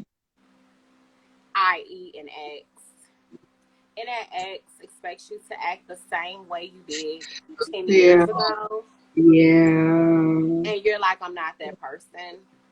But you thought this person knew you pretty well. And you come to find out they know the old you, but they don't know the new you. And the Right. new you ain't got time for the old you because the new Nope. you got too much to lose. The old you had nothing to lose. Therefore, sometimes you got to dismiss and be like, Or you as know I call what, it, this is not trim the working fat. because I don't have time for you to be sending me back to old stuff. I No. ain't trying to cuss you out, clown with you, pop up, even though, you know, how you had an angel on one shoulder and the devil on the other. You know how they showed that in those, um, in cartoons where the angel's on one side, the devil on the other. You know, Yep. sometimes I had them crazy moments and I'd be like, you say you what now? Go away. Should I Go act? away. Then I'd be like, you know what? I'm not going to do it because I don't need that coming back on me, number one. And number two is, why am I giving you all of this energy? For what? Mm-hmm. Mm-hmm. And you just gotta walk away. And that's why You I have walked to. away. I was shocked at myself. I was like, I can't do this because if you expected me to clown, baby, I cannot. I'm not gonna clown with you. I'm not doing it. You need somebody that's in their 20s that's gonna do all that because they don't have nothing to lose. But Right. somebody that's 4 years from 40 Mm-hmm. got their Mm-hmm. own everything. Right. I ain't got time to be clowning with you. And you don't. And No. now you have stuff to lose. Now it's not worth it. I have You a know. business, Mm-hmm. actually two, my app, and I sit on a board. Now, what would the board think about you cutting A up and board, acting up? You know. and they be surely on my Instagram. So yeah, Yeah. I Yeah. cannot be out here Because you acting never a know who's fool. You watching. cannot see me make the 9 o'clock news for shooting you up. Like Wait. shoot up your house, bust your windows. I can't, you know. Key your Like car. let me tell you, that's how I be feeling. A part of me be like, I'm about to come to your house, clown, whoop yo. Man, Like, girl, bring it in. told you. I told you, DMX, meet me outside. Meet me outside. Told you. Uh-huh. I be Mhm. like, mm. Oh my! And sometimes I will say this: when I have wanted to do something crazy, I will have a friend call me out the blue, like, "What you up to?" And then I'll be like, "Dang it!" Not busting out windows. At least not anymore. I'm like, God must have sent you, cause Yep. you called right on time. Dang Mm-hmm. it! That was a good thought, but It was a passing one. saving me from myself. See, and that's the thing. Like you're saying, sometimes you got to get rid of people, because those people have not grown. They have not grown. They have not had that self-awareness that, you know what, I can't act like this anymore. I'm too far into my career, my life, my, social circles, whatever the case may be. I can't be that person anymore. And it's They're like I still want living more that. for myself. Like I can't be Yeah. accomplishing, and it's the other thing. When you do all of that, you stop the blessings that you will have in the future because you are essentially saying, prefer to do this than to progress. Mm-hmm. Yep. I'd So what rather you dwell supposed in to get, foolishness. you ain't gonna get. Exactly. Because you want to sit here in this foolishness, this filth, this, ridiculousness of, acting out and being ridiculous and being just the worst version of yourself. A person shouldn't want to do that. Yes, your 20s, your 20s are your time period to figure out who you want to be as an adult, because you're an adult for that point on. Um, that's the time to make mistakes. That's the time to act a fool, because those are the times that you learn what happens when you act a fool. But when you hit 30, 35, 40, like that kind of behavior is just not a good look. And that shouldn't be something that a person wants to aspire to anymore, because that's what gets in the way. My mom always says, don't block your blessing. Those are the kinds of things that help to block your blessing, because you spend so much time being negative, because all that's negativity. You And going it's after like having somebody, an adult temper tantrum. it really is. It really is. That's a good way to put it, an adult temper tantrum. Yeah. And just like we ignore kids when they have a temper tantrum, adults get ignored in the same way. Or they get locked up. Well, clink, yeah, that's the thing too. Like the They get population that I locked work up. with you can't get locked up. That's not good. My sister and I make jokes because she's in her 20s, so she's still at that pop off phase. Mm-hmm. And she'll tell me something. I'll be like, "So do I need to get the collection plate started now, or can I wait a couple hours?" Like that's our joke. And she'll be like, "Well, give it 2 hours. I'll let you That's know." that pain. I promise you that's that pain. But see, I got two It sides is. of crazy because my dad's mom, I heard. I've heard. I remember. I remember. so that crazy be there. But I'm like, girl, really then. Really then. So she got that crazy. She got And that's another part of self-awareness, when you know that you got family traits that sets you up for failure. You gotta, okay, I'm gonna snatch myself back right now. And then there's me, who has the pain side, and then my mom's side, they conflict, because my mom's side, they're calm people. They're just loud, but they'll sit and have a conversation. They'll talk stuff out, and it's fine. So there's me, who's at war with myself. Like, do I snap off right now, or do I just sit here and try to think? I really want. No, I can't snap off. You know what?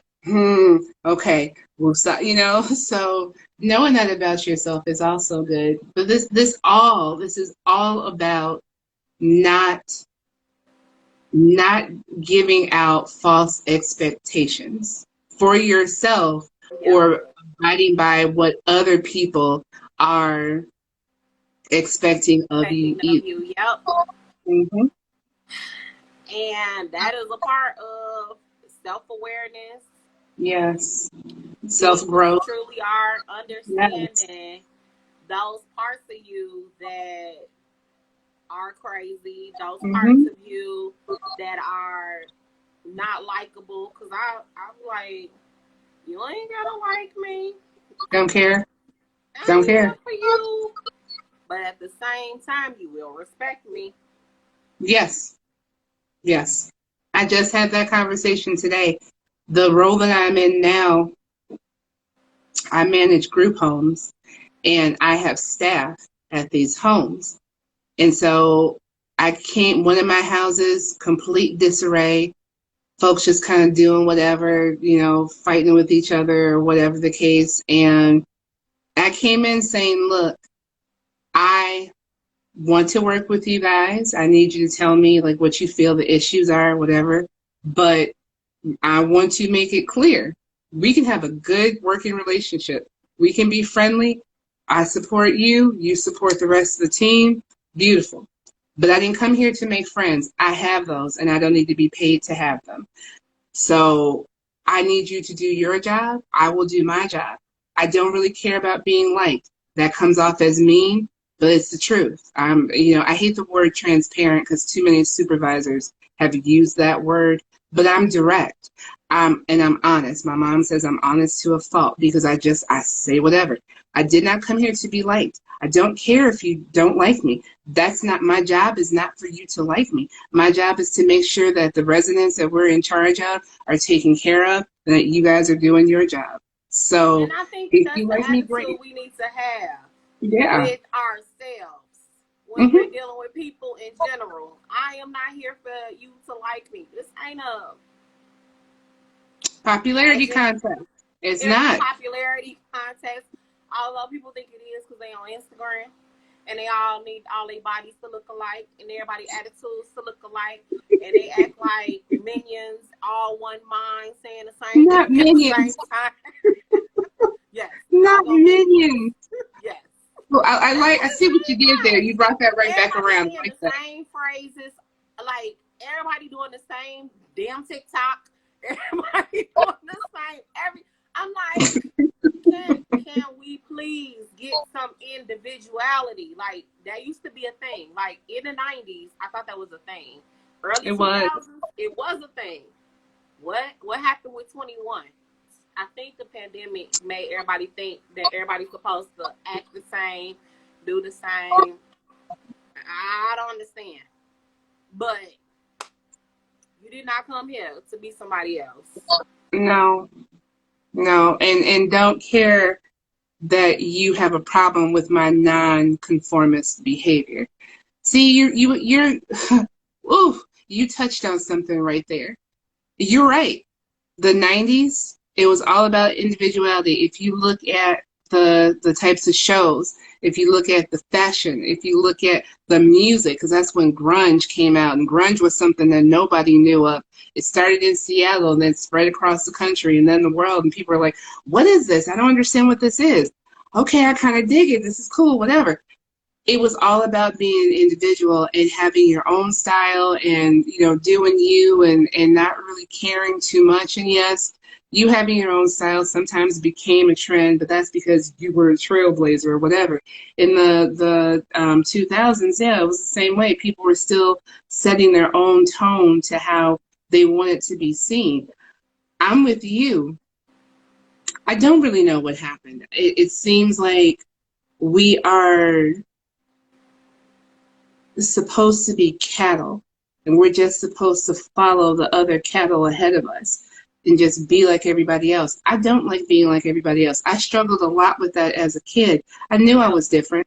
I've always sounded like this. I don't, to me, this is how I talk. This is how my family talks. I don't understand when people, you sound light. What is that? I don't know. It's I read books. proper. Like, right. But It's you want to proper. know something that's crazy? When we moved from the west side to Country Club Hills, I was Mm-hmm. 10. This girl told me I sounded white. That's what she Mm-hmm. said. She was like, how do you come from the city and you sounded white? And I was like, what is that? I'm like, you live in Country Club Hills all of your 10 years. And I just got here. And you're trying to be hood. And I came from the hood. Thank you. Thank you. Thank you.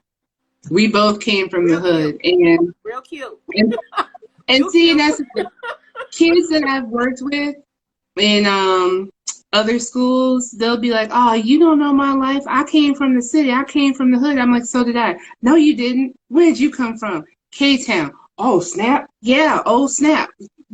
If anybody knows what that is, oh snap is the right response. But I still sound like this. I've sounded like this my entire life, and Now, I ain't sound that like, well, yeah, I did. I was a little bit more proper at 10 because my parents, I'm going to just say this, my parents used to yes, tell me to pronounce my words. yes, yeah. I lived Both in of a our parents did. household. My Yes. parents were not college educated, but both of them had high school diplomas. I'm putting that out there so people Yep. don't think that I came from some type of privileged background because for some reason people think that. Let me tell you, no, I did not. My mom, she got a corporate job. That was what she wanted to do. That was her dream. That was her ambition. That's what she did. Mm-hmm. My dad was a musician. That was his dream, ambition. That's what he did. Both of Yeah. them on the west side of Chicago. Hence, I was on the west side of Chicago, Austin Right. neighborhood. Girl, Austin. Then to Maywood. Yeah, I remember that. And Maywood, where we was, it was nice for like 1 year. That's the only Like, year I remember, to be it honest. was nice for like, after that, What had happened was. it was. It sound like it was at grandma's house. Ooh. Like, Ooh. I'm like, Yeah. so my parents were like, we got to go. That's how we wound up far south. But my parents wanted more for themselves. Like, the reason why I'm the way that I am is because they wanted more for themselves. Hence, it made me want more for myself. So Right. seeing that example it's a blessing because everybody don't get to see that. Right. Everybody doesn't experience those types of parents. And my dad had a moral compass out of this world. I'm going to just say that. Yeah. I did not really realize that and didn't appreciate that as a kid. But that's where I got the Easter Bunny don't exist. Santa Claus ain't real. I was that kid, and I got that from my daddy. Yeah, because I remember him saying that. And I knew that because I was older, but I was like, man, you just gonna tell him that? Like, really? You just gonna be out there? Ooh. And that's the thing. He was him. My parents were who they were. Now, my dad was more so who he was. My mom, I feel like she kind of struggled with that. And I actually I'm going to see if I can pull her on the live. We're going to try that. We're going to see. But I feel like there was more that she wanted to be that she didn't release because I had to set an example. I'm like, I don't want to be like that. Yeah, you set the example, but then they ain't finna follow, so what you doing? Yeah. I'm like, see, that's part of what they wanted to do. And when I they realized that my brother was did. gonna do what he wanted to do, I was like, Yes. what example am I really setting? I'm gonna just do me. Yeah. And if he decides to do whatever, It is what it is. Mm-hmm. But I ain't about to not do what I want to do because I'm the oldest. Yeah. We're not doing that. Now, mind you, I'm the oldest in my house because my dad has a son who is 10 years older than me. So technically, I'm the second to the oldest. Right. But since I was the oldest in the house and had all the responsibility, yeah, from the changing of the diapers to the bottles to the everything. I remember that too. I need him to. Wait, let's reverse this. You owe me some years, man. Some years. You owe me some years, brother.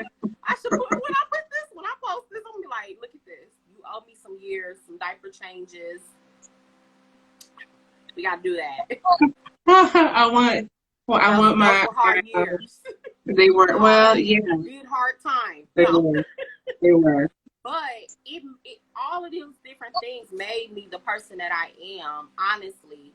But when I think back on how my dad was, and this is what I'm leading to for next week, we're going to talk about the importance of fathers. Ooh, yes. And that male role. So for the men, I need the men to be on here. Because we're going to talk about the importance of fathers because I was a daddy's girl to the core. Still am, even though he's not here anymore. Still a daddy's girl, okay? It does not leave you. But realizing the type of person that he was and the morals that he had and he was true to who he was. It was like, and he stood on that. That's the crazy part. I remember him arguing, okay, we came from church. We was at somebody's house, and he's like, no, God said this. It's right here. I was like, He was on that. He was on that. He was like, this is what it is. I'm not deviating from it. This is my thought, and you can't tell me nothing. I'm like, that's where I get that from. Yeah. Yeah. Because once my mind is made up, That's it. That's it. That's it. Can't tell you I don't nothing. care what you say. Prove it. But that's good because that also leads into determination. Like you use some of that to fire your determination to get stuff done. Yeah. So that's a good trait to have, honestly. It is, but it makes people, and I'm going to just say this, it made people dislike me because they're like, we can't change your mind, or we can't keep up with you, you know, the way that you are. And I'm like, next. And Next. you know, I But think it it's a intimidates matter of just people. finding that You'd be balance. surprised. But I wasn't, you know what? I was always strong-minded, but when it came to confidence, it took time to build the confidence that I had. Well, those are two different things. Those are two different things. Yeah. You That know, is a part confidence. of being true to who you are. It is huge. Understanding who you are, walking in who you are, and having the confidence to say, this is who I am, and I'm not compromising who I am to fit the mold that you have for me, took some time. The people that are closest to you in your life should be the people who can accept whatever your truth is. And it's not to say that anybody who knows their truth is walking around trying to shove it down people's throats. I mean, that wouldn't be okay.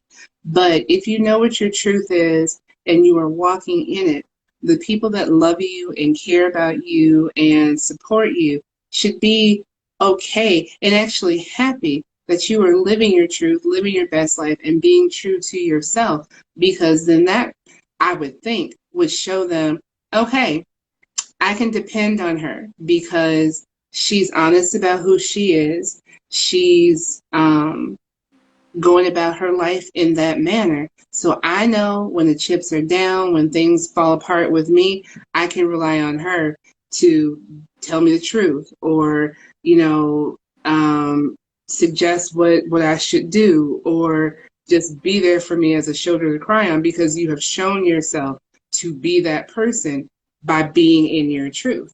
I think it's hard for people, especially when that wasn't your original truth or you ignored what your truth was previous to that. It's hard for people to accept your change when they can't do that themselves. If they're not walking in their own But you truth, know if what? they're not It's not being true to necessarily a themselves. change. In No, all it's a perspective change. actuality, It's a perspective change. That's all it it is. is. It was Yeah. always there. It Mm-hmm. was just suppressed. Yes. Yes. Yeah. So that's the part. Like, a lot of times we suppress, like I started off in the beginning talking about how we suppress who we are to fit what other people think we should be. Mm-hmm. And I think that for the longest time I did do that. So then I would question because everybody else wasn't the way that I was, or they didn't think the way that I thought.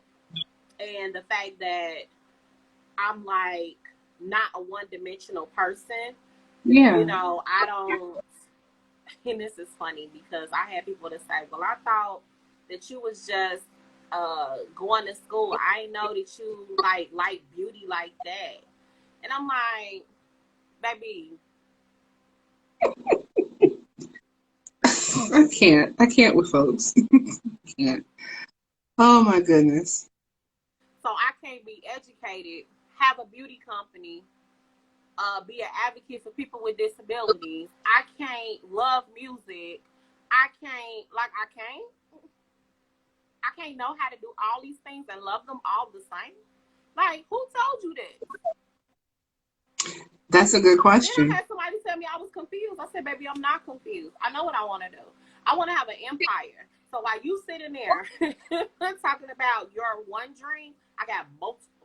It's fine that you got one, but don't knock me for my multiple, okay? Really? You're confused?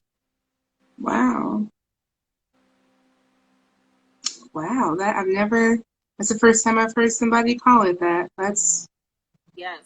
Somebody told me I I was feel bad for confused and I them. did not know what I want to do. And I said, you have not seen my journal that has all of my plans in it. I actually have several journals Hmm. that have different plans in them. But those are all the things that I want to do. In addition to my vision board, which I'm going to show y'all one day, that's got all these millions of things that I I want can't to wait to do. see that. I can't wait to see that. Seriously. I think vision boards are amazing. And it didn't start off that way. It was just like, okay, I want to go back to event planning. So let me put up here the things that I want for it to encompass. I have Bella Lux. I want Bella Lux to get to a certain level. Let me put up here what I want it to look like. So I have an app which was created all by an idea because of the questions that I had been getting asked. And I was like, if I just put that all in one place. But technically that was not my own, like my own planning. My initial plan did not have that in there. That was God given because your girl is not with the tech. She ain't good with all of that. I don't like numbers if it ain't adding money. don't See? don't ask me what the hypotenuse or nothing. Don't ask me what's Not the adjacent to hypotenuse. anything if it's not the bank or in the direction I'm going in. Like, Oh don't my ask me God. no mathematic equation. I I can't. am I not can't. that person. So, okay, so we covered no algebra, no geometry, nothing that's not adding up dollars and cents. Got it. Got it. Okay, check, check, Addition, and check. subtraction, multiplication. Okay. When you go talking about integers, leave that right where that was, okay? Wait, That is don't not bring how in we any earn letters. credits. I don't care. Leave those X's and Y's alone. And if I need to know the square foot or something, I'm gonna ask somebody that know. But I'm There you not go. doing this. There you go. See, but that's the I thing. have When my you lane. That ain't my lane. That's not your lane. But when you open yourself up to possibilities, which is having multiple dreams, sometimes things just pop up like that. And they could be attached to whatever you were focused on. They could be just something that popped up as, like you said, the whole bunch of questions were being asked and it just kind of fell in your lap like, oh, well, what if I had this? You have to be open to that kind of stuff. And if you're not, that's when you're missing. That's again, blocking blessings. You got to be Yep. open to stuff. You just have to be open. That's all. And that was one of the things that I was actually that I actually touched on, like opening yourself up to happiness. Yes. Yes. Because it makes room for other things. So that was a part of the conversation and getting to self acceptance and being who you truly are meant to be, like Yeah. that part. Because a lot of us do not open ourselves up to happiness because we're stuck at what did not happen. Right. And we have to force ourselves to get past that because it's blocking everything else. Mm-hmm. And it's like, even when I have in the past, like, gone through things and I'm like, oh my gosh, you know, how do I get past this? Like, how do I, even with my sister passing, like, I can just say the last 9 months have been the worst Yeah. mentally. I will say that because Yeah. it's gone from emotional to mental back to emotional. It's been like this roller coaster, right? And I went through a depression. I'm gonna be honest. Like, January, I was depressed. February, I was depressed, and it affects every part of you. Like, you are not able to see anything because your soul, it's almost like being in a fog, like Yep. walking through a major fog where you can't see anything but yourself, Yeah. basically, like what's in front of you. And you can't see past that point. And it's like, how do I get over this hump? Like, how do I get to the other side of this? And honestly, it took for me to be like, okay, girl, one day at a time. You got to get up. You got to do this. You got to do this. You can't stay stuck here. All right, it's Yeah. been a few months now. You got to move. You got to, like, it was like, so me being on this platform in all actuality is a huge step because It is. It the is. girl, it was not feeling nothing. Like, I Yeah. went from I would take a shower, get up in the morning, take a shower, get back in the bed, That's understandable. and be asleep Yeah. all day. That's depression. Yeah. Couldn't see past anything. And really, I wasn't watching TV. The TV be on, and I'm not even paying no attention because all of the thoughts in my head is what is consuming me, not Yeah. anything else. Like, it's just, I'm stuck in almost like a time warp, almost. And it's like time is moving forward, but your mind is still at whatever, replaying the same events over and over again, replaying the shoulda, woulda, couldas, Yeah. I was replaying just gonna say all of the that. different things, and it's almost Yep. like a tape recorder, and you keep Yep. hitting rewind, but the Yep. world is moving forward, and you're going like this on Yep. a backwards time continuum. Hmm. It's a vicious cycle of the same event over and over and over and over again. Yeah. And yeah, it took like me to be like, okay, girl, you gotta get up, you gotta do this. Like, every day talking to myself. So when I was like, okay, we chugging along. Now in the Hmm. morning, I wake up, I talk to myself, I pray, I have my meditation. I'm like, all right. But me working through what I worked through, I'm able to get on here and talk to everybody about everything else, like about Yeah. real life stuff. So the fact that Yeah. I'm having this conversation, because I would have never did this before. I'm just saying, this is But a real it's honest freeing. conversation. But it's freeing. It's you've reached a different level. And the fact that you are coming out of your comfort zone and you are doing this, it's helping other people. It's giving people an outlet for things that have bothered them, have made them feel a certain way, have hindered their progress and gotten in the way of whatever dreams or goals that they've had. Like, it's great that you are doing this. And that's why I told you that the other day. It's a wonderful thing for you to be able to get on here and have that power and that energy and be that outlet for others. I mean, it's such a great thing, and it's also very therapeutic.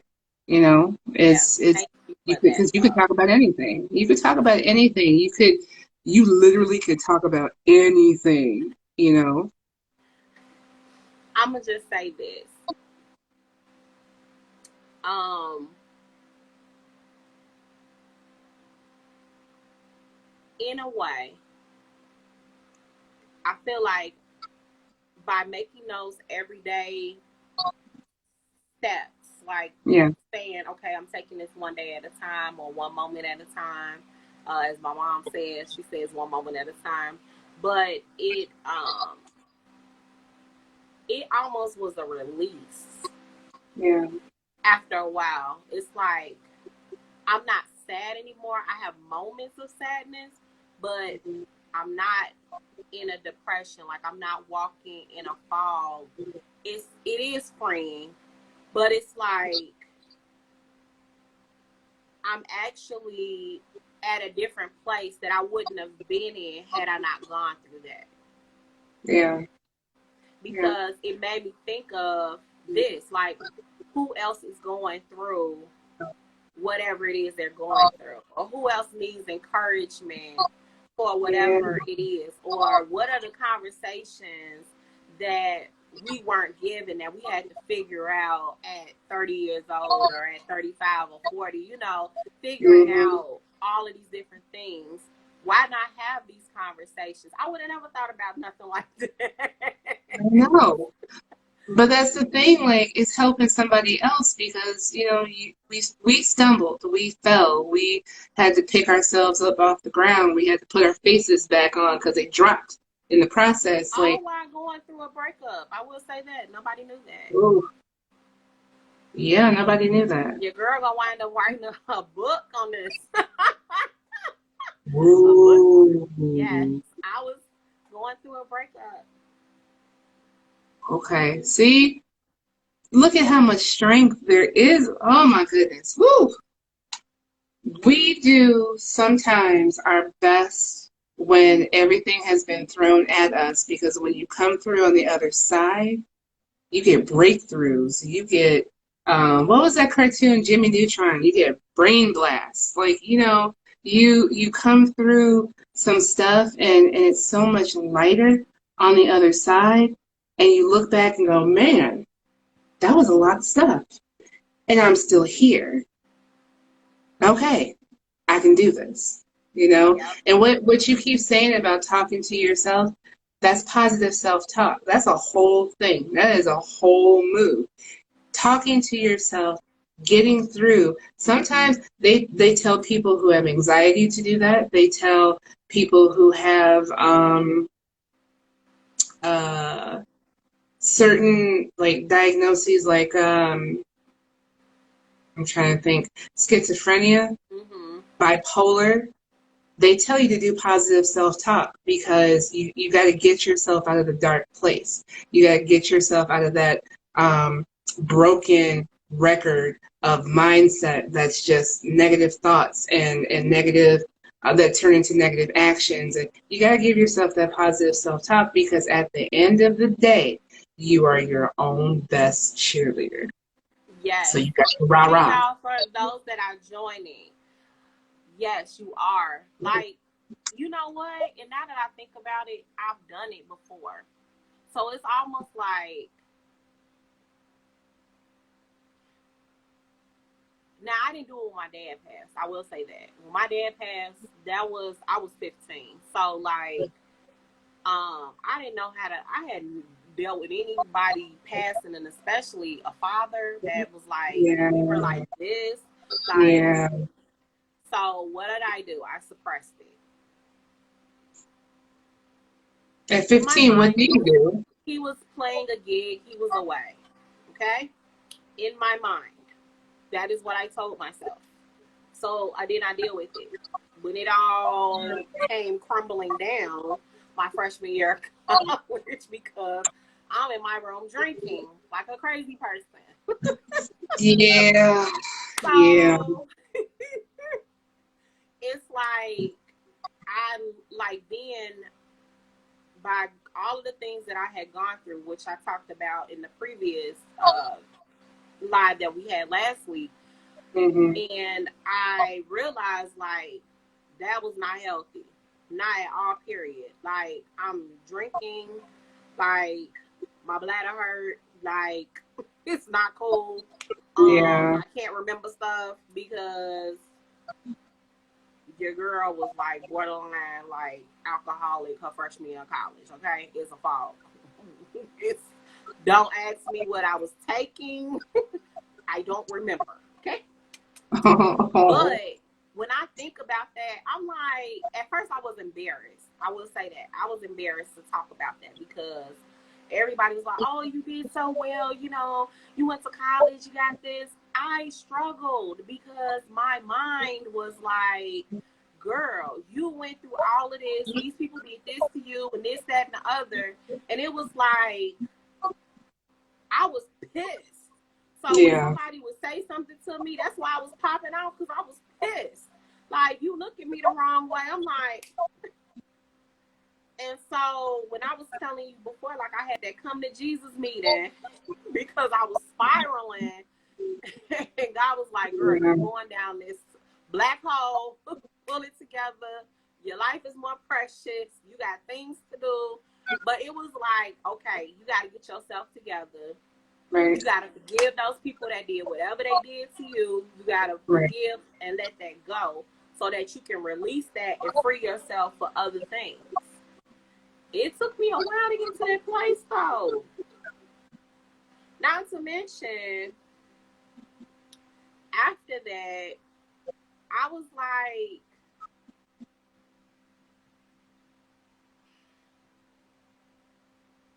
I went through a couple more things, I would say.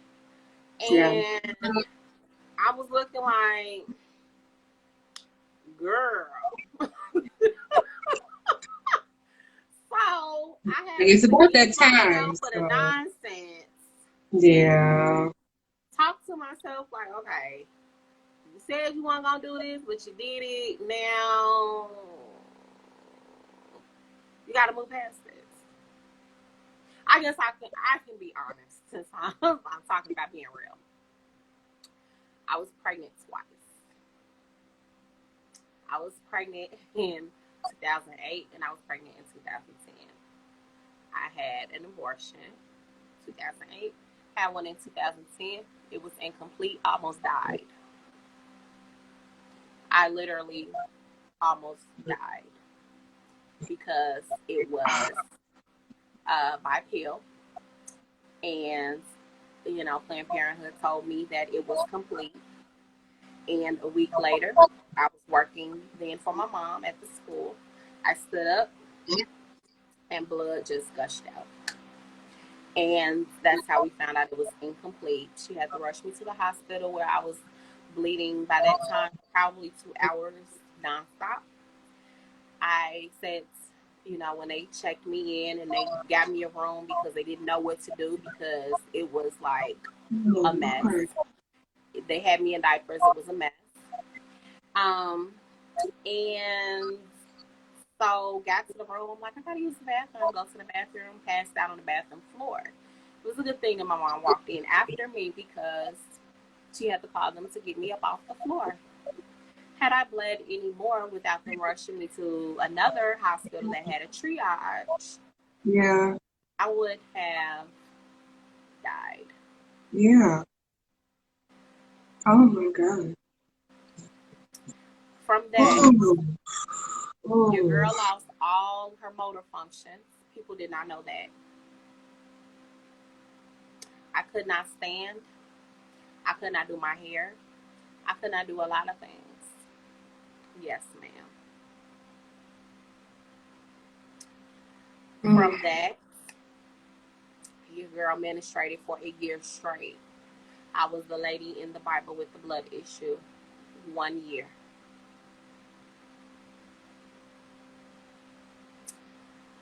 So, Girl. Girl. this, Ooh. your girl done been through some stuff. She just Man, has done some work, honey. you don't need to write that book. I'm gonna need you to write that book now. Like now it's got to happen. Goodness gracious. That's and see that's what I'm saying. Like so busy trying to be what everybody else needs you to be, wants you to be, and you've got all this other stuff that you have to deal with, all these other personal losses or extreme struggles or, just stuff that And you know now you what? feel like you can't even say anything because you're too busy trying to be everybody else's everything that they have such a solidified picture of who you are and who you're supposed to be. Now you can't even be honest and tell people like, this is happening to me right now, and Yeah, that's nobody knew. Nobody knew. Um, the only reason, so I did the first one because the relationship that I was in was not the best. okay. So I was like, I ain't doing that.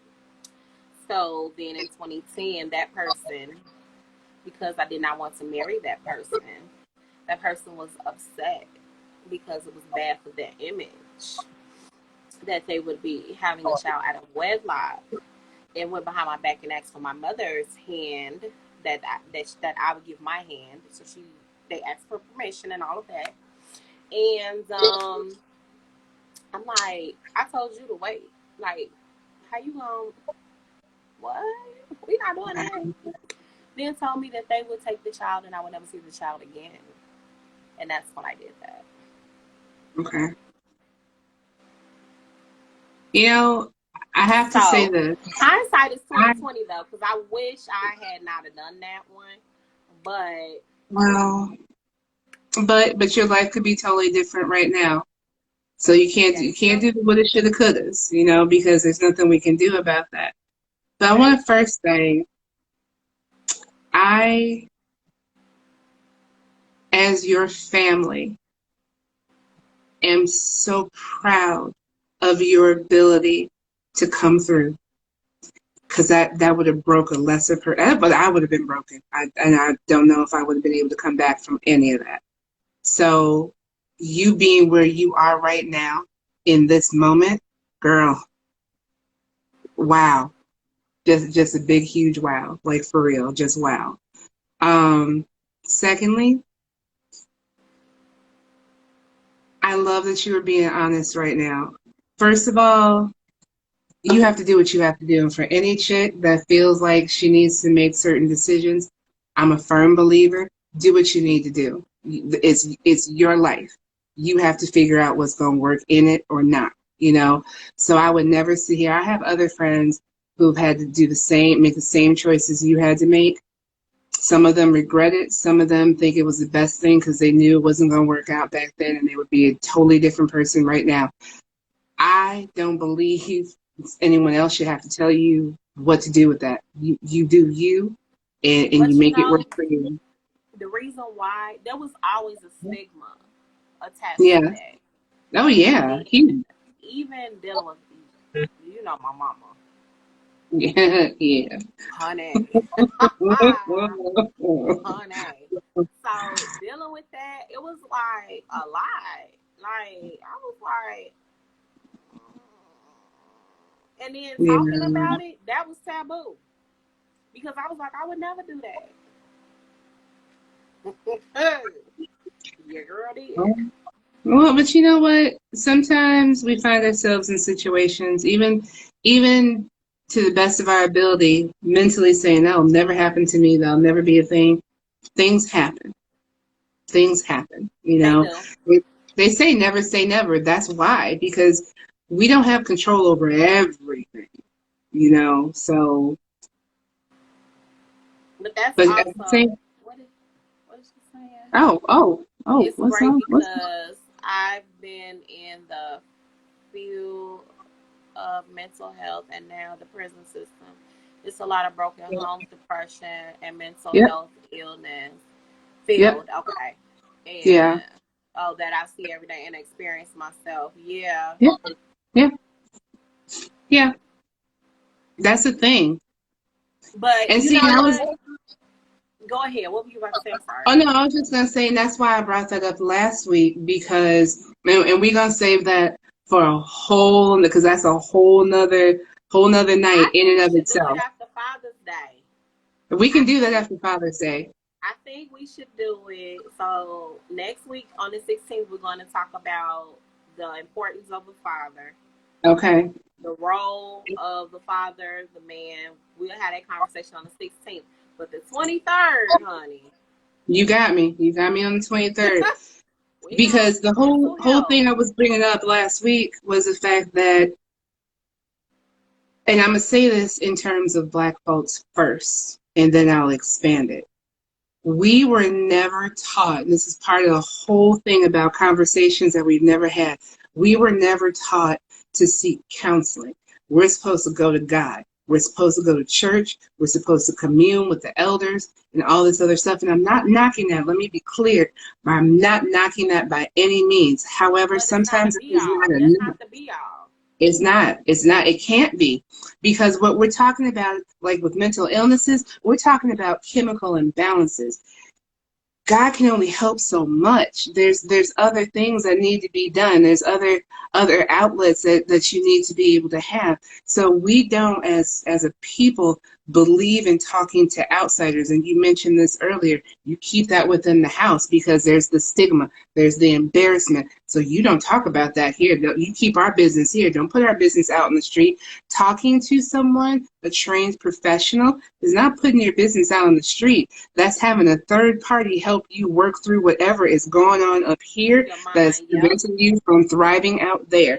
That's what that is. Now I'm going to extend this to everybody. For the longest time, therapy had a stigma as well. Like, oh, you must be nuts if you're going to see a shrink. Like, their head shrinkers are just there to get money off of you. And, you must be really crazy if you have to see one. It doesn't even have to be about having a serious mental illness. Sometimes you just need to be able to sit and talk to a person whose job is not to judge you, to tell you what you should do, what you have to do, where you went wrong.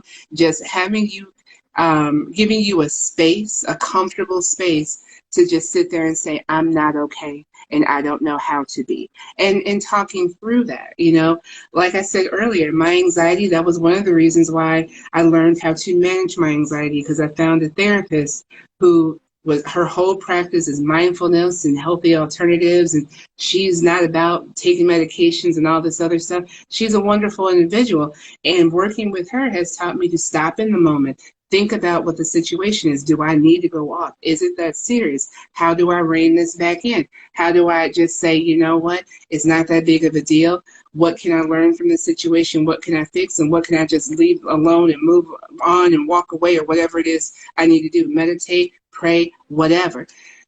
We don't, as a society, there's still a little bit of stigma attached to that. We've gotten better.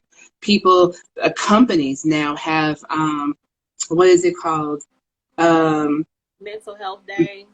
Mental health days, and that hotline you can call to say when things aren't going right for you. They help get you set up, and like I think it's like your first 2 sessions are free. Like the company pays for that. I saw that. Yeah, that's become a thing now because people understand how hard it is to function when you got all this other stuff going on. And then employers realize, well, you know what? This is affecting their work ethic, and we need our productivity. So let's do something to help you help yourself, because we can't have this. Even if that wasn't about helping the person, it still helps the person. So having those outlets like that, and believing it is okay to seek therapy and talk about these types of issues and situations that happen to us, because that was the other thing I talked about last week, trauma. There's a lot of trauma that's attached to a lot of us that we have buried, we have suppressed, we have tried to make ourselves forget, and that trigger. It could be one thing. Person could look at you the wrong way, look at you like the person who caused your trauma used to look at you, and you're a totally different person. All that work, all those goals, all gone, totally gone, totally gone. And then being true to yourself, you don't even know who yourself is anymore. So there is no way to be true because you've lost yourself. So that's what I was saying about the young lady that was commenting last week. She was saying, makeup is her therapy. I'm like, no, you got to go beyond that, because while it feels therapeutic to put that on, what happens with the internal work when you're triggered? Because somebody can pull a trigger and then it'll send you spiraling out of control. So what is the internal work that you do on a regular basis so that you're not triggered? Or if you are triggered, you know how to handle that trigger. That's the other part, because some things may trigger you. It may be like, but then you know how to get yourself together. You're like, all right, you know what? Right. We not about to go there. We not about to do this. And then you start talking to yourself, whether it's your affirmations, whether it's however you do that, that's that internal work that okay, when this happens, I'm going to do X, Y, and Z instead of lashing out, instead of doing other things that will make me spiral out of control. Mm-hmm. For some it's drinking, for others it's having sex, for others it's eating, for others it's It's other types of gambling. substance Yeah. abuse, Right. whatever it is. But learning how to um, get yourself together so that you are not spiraling Mm-hmm. to unhealthy things. Right. So that part, having a therapist will uh, help through that. Now I had a therapist, and she was too busy trying to be my friend. Yeah. No. No. No. Boundaries. And I was Boundaries. like, I didn't come here for that. Nope. Again, I don't need to pay for friends. So she did make me see a few things. Like, I think I said it in a previous live, like how I not kind of, let me stop, let me not sugarcoat, how I walked away from relationships, Mm-hmm. how I walked away from serious relationships, engagements. Your girl was runaway bride. Yeah. She was like, why are you doing this? And she got down to the root of it, and we didn't talk about that when we talk about that mental health, because Okay.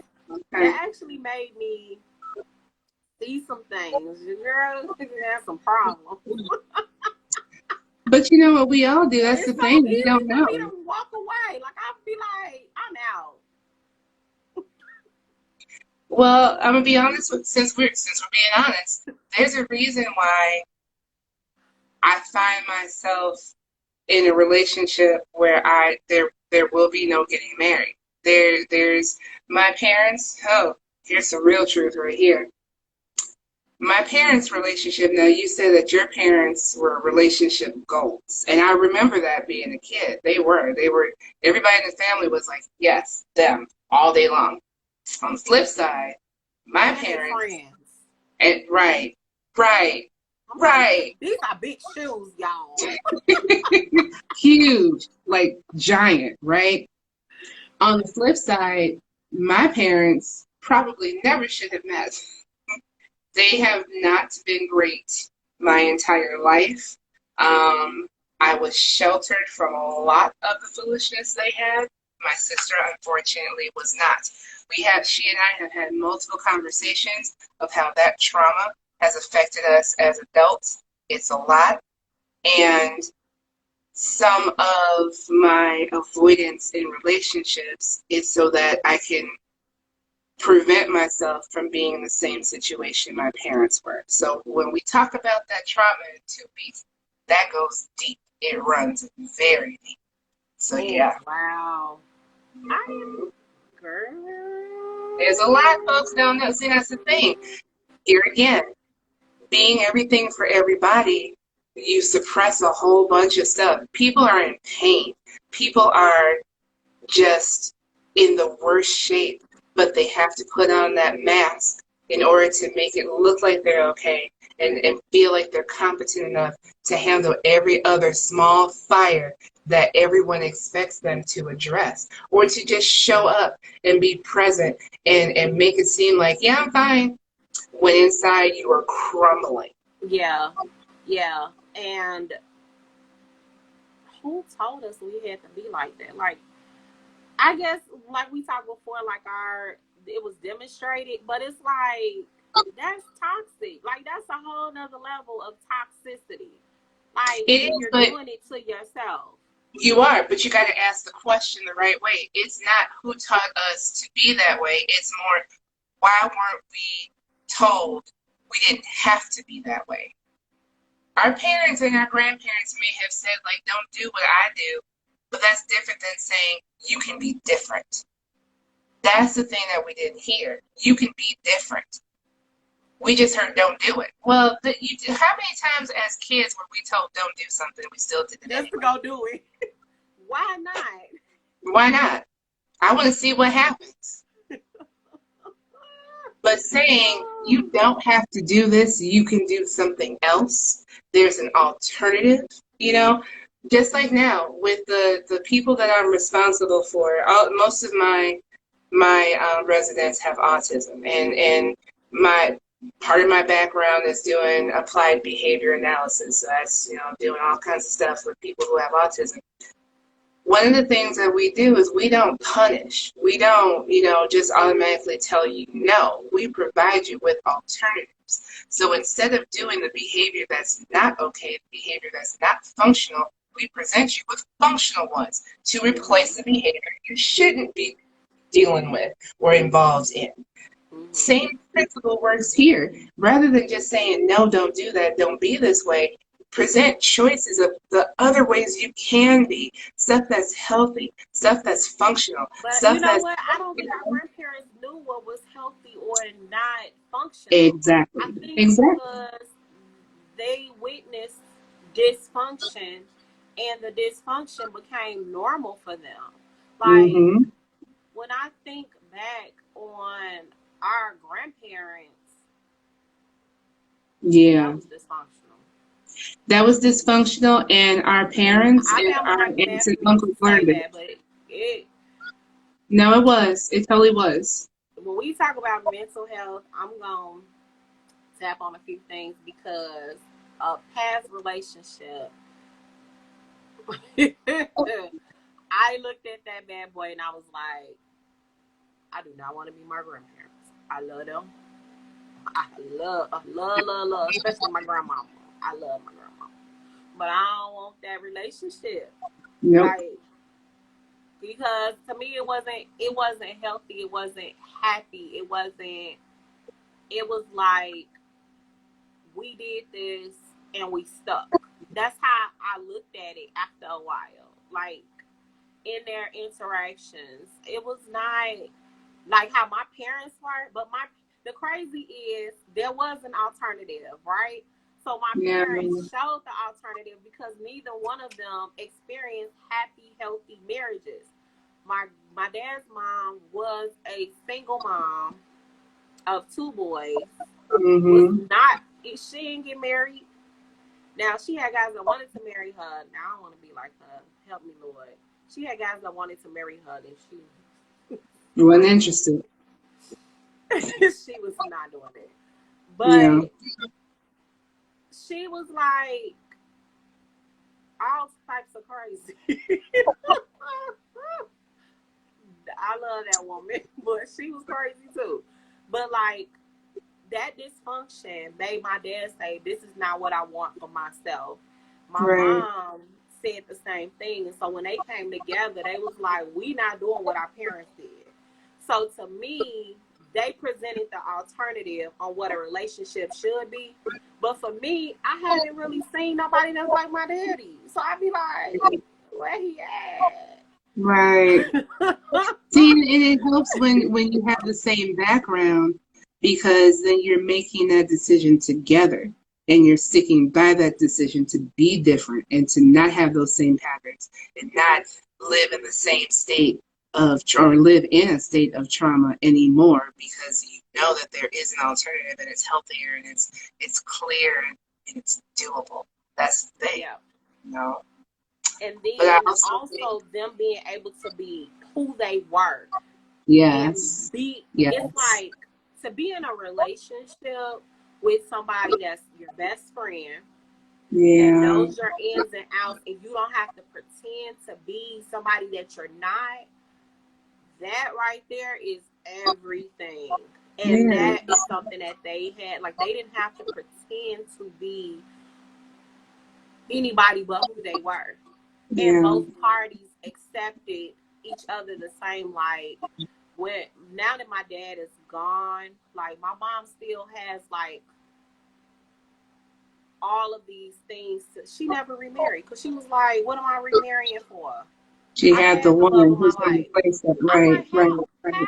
how is that? Like, that's not common for somebody to say they had the love of their life and they'll never get married again. Like, and I asked her, I'm like, "Mom, they have been gone now. It's been 21 years.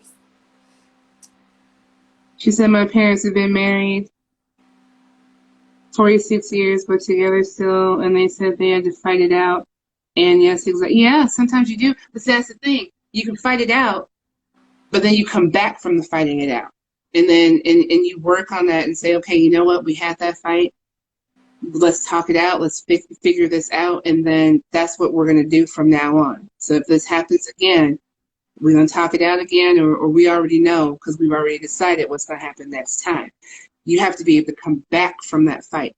That's where Yes. some people can't get it together because that Yes. fighting always happens, but then they're at an impasse at the end of things. They still haven't figured out what to do. They still haven't figured out how to move forward. But let me say, there are quite a few people that when there's a fight, they want to end it all. Yeah, I'm one of them. I'm one of those You can't people. possibly want a marriage because you gonna fight. Oh, Y'all not gonna like each other. Y'all, no, who likes somebody every day? no one. I Wait, we're don't like walking around nobody here. every day I got to see. Well, we're walking around here sometimes not liking ourselves. So, I mean, yeah, that goes without saying. But it's like, so why you walking out? Don't walk out because you ate the last of the doggone ice cream. Be like, just, like, I did it. Okay, you fussing. Let me go get a new batch. You know what I'm saying? Don't walk Right. out. There's so many people. You owe me my butter but, pecan, and when I come they're home doing tomorrow, my butter optional. pecan will be back. They looking at these options and being like, oh, I got options, so I can walk out. Now, what you get married for? If it's an option, marriage is not an option. It's a choice. It's not. It's not. It's cool to do that. Well, I won't say it's cool to do that, but it's more reasonable or more understandable to do that when you're just dating because you're just dating. But when you make that commitment, it's a whole nother level. You are committing to each other to be together through sickness and in health, through good and bad, through whatever may come your way as a couple. You are saying in front of, what do they say? In front of everyone in the eyes of God, you are saying that you are going to work on whatever happens because this is forever. This is what we're doing. At that point, it's bigger than you. This is what my friends that are married, I'm probably the only single friend that be like, work it out. I be like, ain't nothing out here. Ain't nobody out here, girl. Just it's hard on these streets. But I'm like, marriage is a ministry in itself. It's a whole nother level, a whole deeper commitment. It's something totally different, and people don't last. Like, marriages are not lasting like they used to because people are always looking at options. And it's like, when you get married, you can't say this person is an option. No, I'm making this person a choice. I am choosing you over all of the other people that I've dated. And when people start looking at it like that, maybe some things will change. Maybe. But it's like, I'm choosing you. Yeah. You are my happy place. And in a world of confusion, you make me sane. You bring out the best in me. Now, you need that person. That's why I be like, you gotta have that person. That's that person. When I do it, it's gotta be that person. Yeah. Because I'm like, you make me feel sane. Even when I know at the moment I plead temporary insanity and I be insane. Not temporary insanity. It all come together. When I be about to go off. I can't. That person that can talk me off the ledge. So I probably need somebody that's opposite of me, because some of the ones that I dated are my exact person, if that makes sense. They are exactly like me. Although there's a couple that they'll be like, I see you about to go there. I need you to come back to us. That's why I had a couple of those. But for the most part, I think I date people that are exactly like me. We'll start off with a Taurus. And I mean, like, my brother is a Taurus and he act like me. That's because y'all related. That's different. I be like, so I don't know if I could date somebody that's a Taurus because I be looking like, if y'all all Well, look like him, then you could do a Capricorn. and Get you a December person. that is my vice. Ooh, see. My ex is a Capricorn. Oh, then never mind that. Never Even though mind we're that. very compatible. Oh, see, that's why. Very compatible. Like, yeah. Like, I think that maybe I need a different Capricorn. Maybe that's it. Maybe that's what it is. A different Capricorn that, understands that, I have grown from my 20s and I don't want to be taken back to the old me or compared to the old me because it's very offensive because I've done a lot of work and I've been through a lot since then.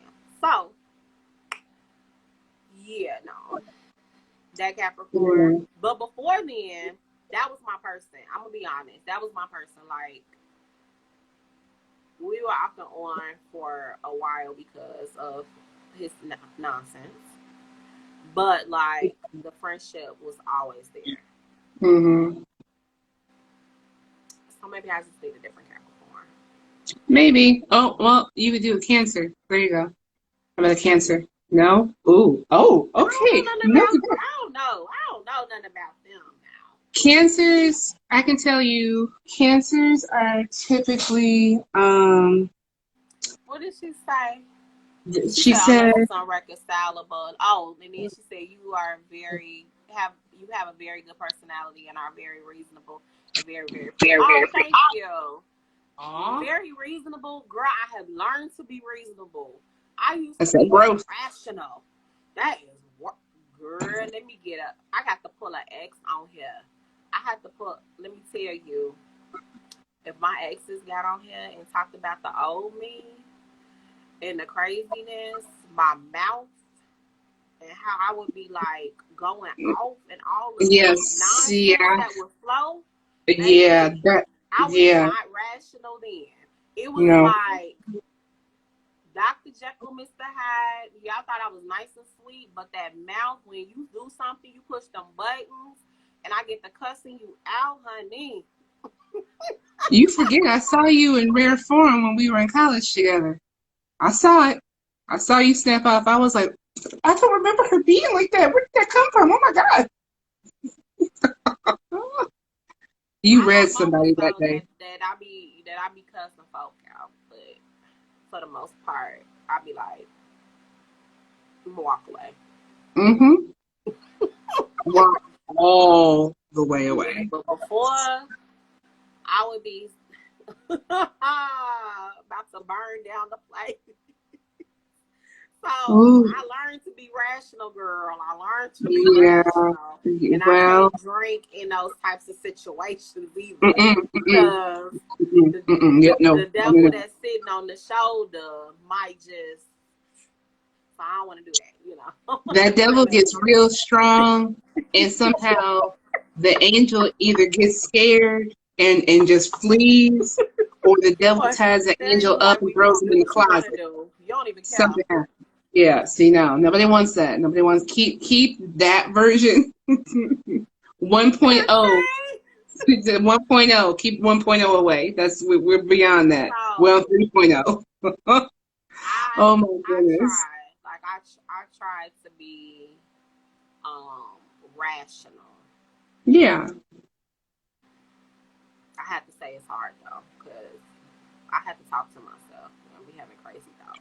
But people are going to try your rationality anyway, and directly and indirectly, because you also have to remember there's still people out here that are just on foolishness, period. They think they're living their best lives and don't recognize, no, this is just foolishness. That's all you're on right now. That's it. That's all you've been on. That's all you are on. That's all you will be on. That's all it Yeah. is. They don't see it that way. And by you being evolved, that's what I like to call it. When we evolve, those people are still on that. We can recognize it faster and don't have to sit there and be irritated as long anymore. It's just, you know what? I'm going to go this way. You stay here. Bye. Because they're not going to know anything different. They're not going to change because they don't think they have to. That is a part of being true to who you are. Yeah. And finding out who you really are. And that's the other part I want to say, because we've been on here a minute. So I'm about to, I know. before they kick us off. But finding out, because there are people that don't know who they are. You have to spend time with yourself, and you have to sit down and actually analyze yourself. And I would even say the people that's closest to you, that's been rocking with you the longest, ask them about you. This is something that I do. And I've asked some exes. So what do you think? What would you tell somebody about me? That's a good question. Like, if I was somebody else, what would you say about me? And they're like, oh, yo, mouth, girl. Like, hey. What was like, you get real hood real quick. Your face is pretty, but you be... Oh. I know I gotta work at the prison at 5 a.m. and I can't. I'm watching the time I came in late.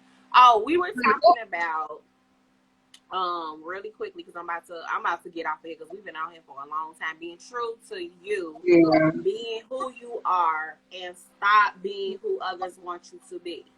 So a part of that is understanding who you are as a person, doing the work, understanding and accepting the person that you are, good, bad, ugly, all of it. You know, and allowing yourself to be comfortable. Unique, would you say? Allowing yourself to be comfortable as that person. That's the other part. It is great that you do the self-exploration and you say, okay, this is who I am now. It's about being comfortable too as that person, because that is the new you. You know, I posted something on Facebook a couple days ago or so where it talks about how basically being single is not a bad thing, and being in a relationship doesn't necessarily mean it's a good thing. Meaning, sometimes you have to be able to just sit with yourself as a single person and get to know who you are as that person before you start bringing other people into the mix. Because that's sometimes the reason why relationships don't work, whether it's just dating or marriage, because you haven't figured out who you are. And then another person comes in with their expectations of a relationship, or their expectations of how this is supposed to work, because they've had that in their minds the whole entire time. Just like girls who have what I call the princess fantasy, that a prince is going to stroll in and carry them off. You know, I never thought like that. What else? Yeah, well, we weren't taught, we weren't raised that way. Our parents were realistic, so we never got that. It was just a fairy tale, and that's where it stopped. But you have some women who they have been conditioned to believe that's how it's supposed to go. So then they find their Prince Charming, and Prince Charming turns out to be a troll. And then they're like, I don't understand what happened. This is not what I signed up for. Well, because you had a fairy tale ideal of how your relationship was supposed to go anyway. That's not how it works. Sometimes you are going to fight with your person. Sometimes you're going to not speak to each other. Sometimes you're not going to like each other. But the other part of this is you have to have learned who you are as a single person first, and become comfortable with that person. Once you know who you are as that person, when you got out here and date, then you know what, you're on foolishness. Thank you for this date. It was nice to meet you, and next. And then you see this person, like, you know what, we're vibing. We have, similar backgrounds or similar ideals. Let's keep hanging out and see where this goes.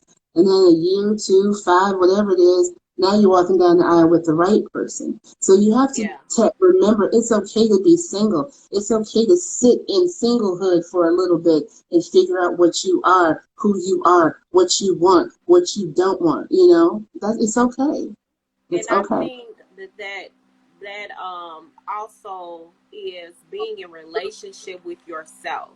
You have to be Yes. in relationship with yourself before you can be in Yes. relationship with somebody else. So if Mhm. you don't have a good relationship with you, it will spill off into your relationships.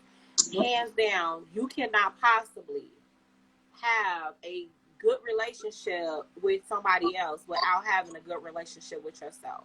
That's impossible. This is why all of these marriages on Hollywood Boulevard, I'm gonna just say that, in Hollywood land don't work because they don't Nope. have healthy relationships with themselves. Their bodies might look healthy, but their mind is jacked up. Okay. Mhm. Um, this is why you see that a lot of women that have altered their bodies on social media are not in relationships. And if they are, they're short lived. They're not, I'm gonna tell you, don't no man want to marry no jacked up woman. So if your mind is jacked up, no Nobody man is wants gonna to. marry that.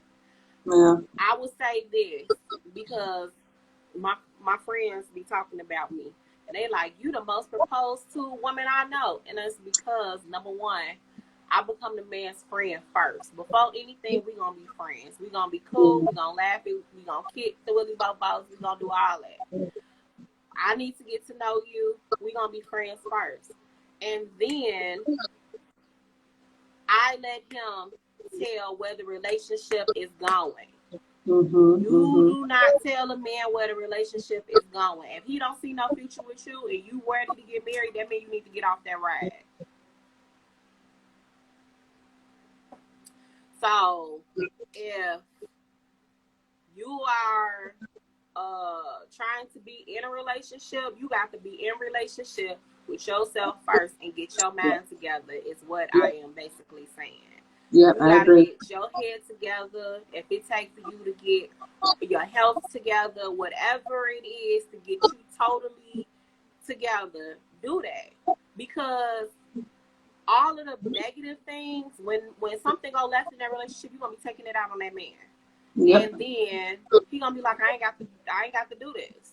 So every Mhm. time something go wrong, you all are not gonna be able to have a conversation. It will turn into a battling match. You don't want to battle your partner. If y'all supposed to be partners, that ain't the way it's supposed to be going. So once you are in relationship with yourself, you would act differently. So that Yes. is what you need to be doing. So Yes. all of this, just jumping in a relationship and you don't know yourself, that's problematic. And 30 Always. something years old, we Always. should not be doing that.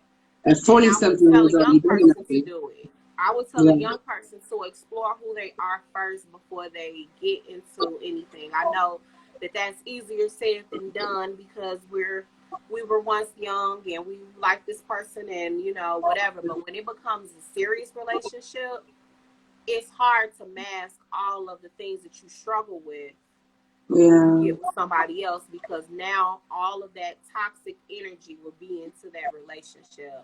All Mhm. of your mommy issues, your daddy issues, your maybe you were molested, raped, you dealt with alcoholic parents or neglect or whatever the case may be. All of Yeah. that stuff will spill off into your relationship and now you got a bigger issue. So work on you. My Find friends out who know me you to are. be the queen of analogy, so I'm gonna drop an analogy on you right quick. Okay. Not working on yourself, having all this emotional stuff, that's baggage, right? So here you are with your suitcases and you bring them with you every relationship you go. One of two things is going to happen. Either you're going to meet somebody who doesn't have baggage, but you've brought all of yours, and you're going to expect them to carry it because that's what that spillover is that you're talking about.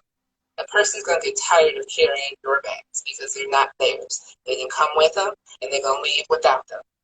Or you get another person who's got baggage of their own. They can't carry yours and theirs too, vice Yeah. versa. Okay? So You have to sit with yourself, like you're saying, date yourself, figure out who you are, so you are baggage free. Baggage free, honey, okay? And then go out there and find another person who is also baggage free. And that's how you go on your vacation. That is true. But what if they got a little bit baggage and you the baggage free person? Okay, the airplanes let you have a carry-on. You can have a carry-on. I'm just But saying. you can't come. You can't come with a whole, like, you staying in Hawaii for a month. You can't do that. You can't do that because now you're just moving. You're just moving from one house to another. You can't do that. That's not how this That's works. true. Okay, That so is yeah. true. So I'm gonna wrap all this up because we've been out here for a while. So we were talking about oh Lord, we done talked about a whole lot of stuff.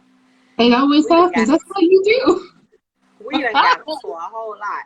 But Woo. being true to you. So the good, bad, and the ugly. I've talked about some ugly stuff that done happened in my life. But also accepting that, moving past that, learning to be happy. Yes.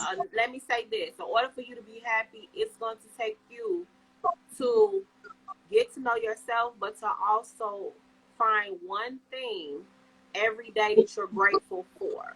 Yes. When It you just can takes find one. that thing that you're grateful for every day, put it out there, what you're grateful for. If you're grateful for life, for your roof over your head, that, you always are able to come up with the rent, I don't know. You're grateful for the happiness that you found, the peace that you found, the whatever it is. Like, or you found that you have like a hidden talent or something. Whatever it is, find one thing that you're grateful for. Realize who you are. Yeah. Realize all of those things, and to stop masking what you have gone through and actually work through it. You got to stop masking it. That's the other part. We have learned how to mask stuff. Oh, I'm warming up here. It's this wine. It's that time of night. This happened last week. It's that time of night. Hold on.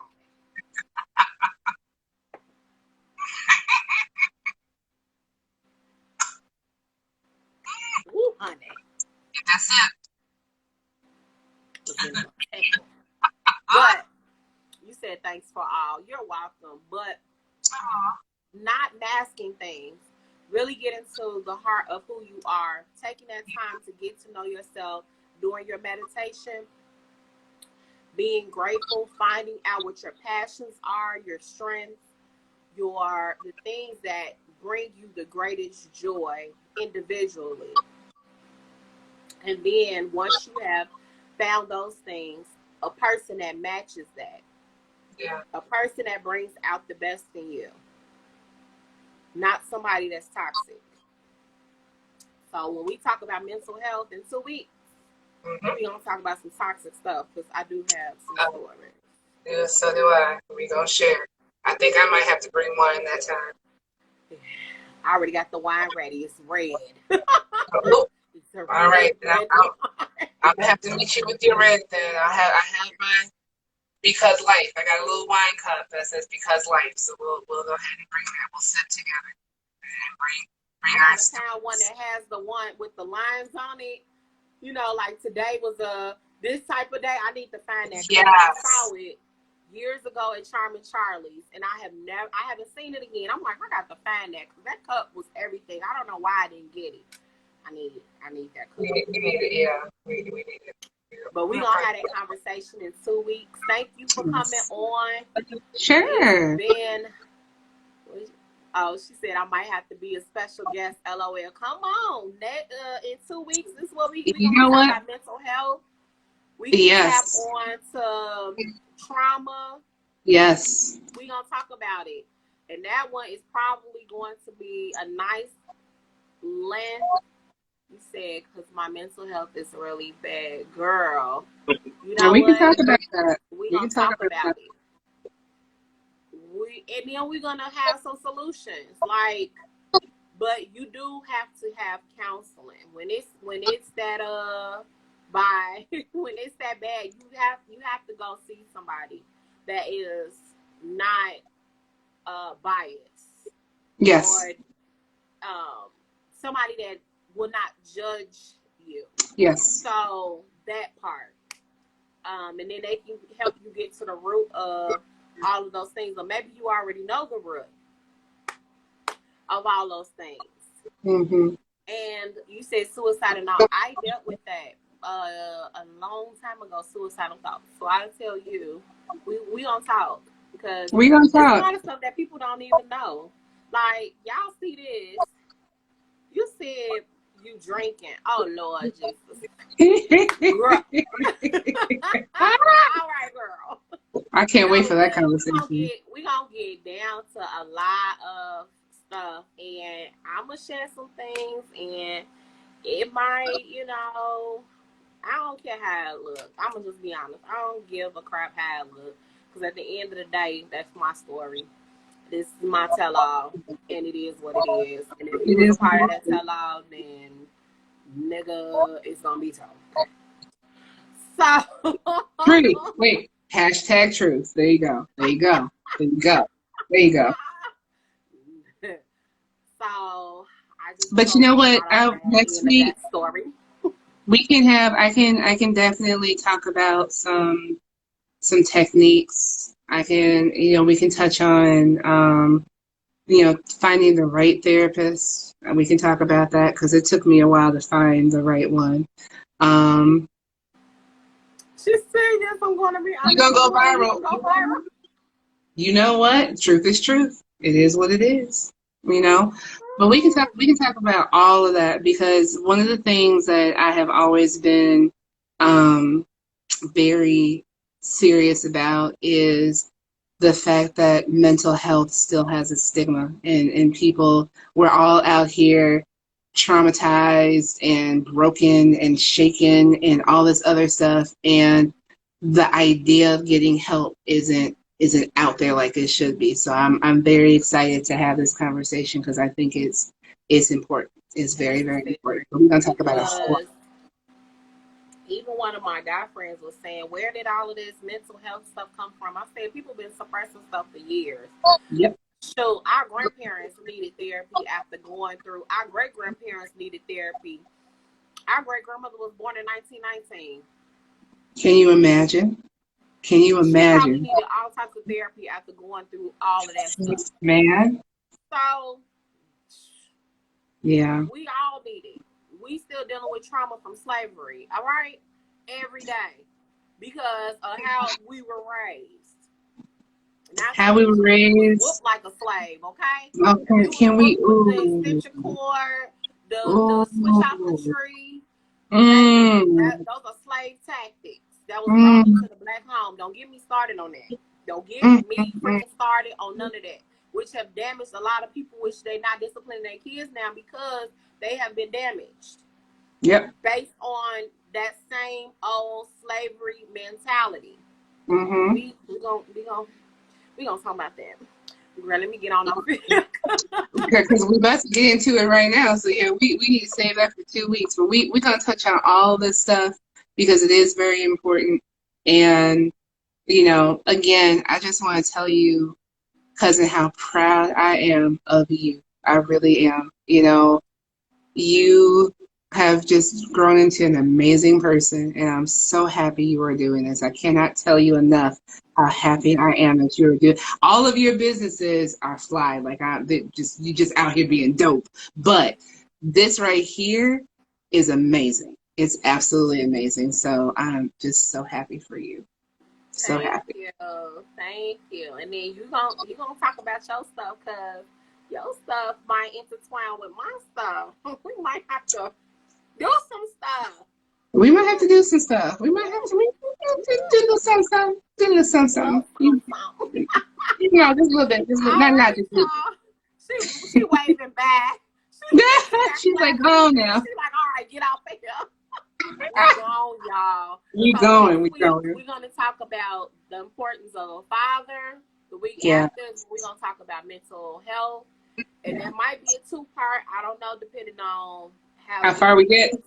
Because I'm a shell it out, but it seems like these conversations just be free flowing.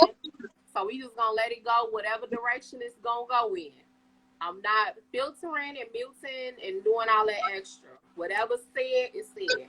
That's all I'm Yeah. gonna say. So if you want to share, just know that it's gonna be put out there for other people to see. So if you don't want everybody to know your business, you might want to reel it in. So yes. There you go. So thank you all for joining. You all have a good night and see you next week. Bye. Bye.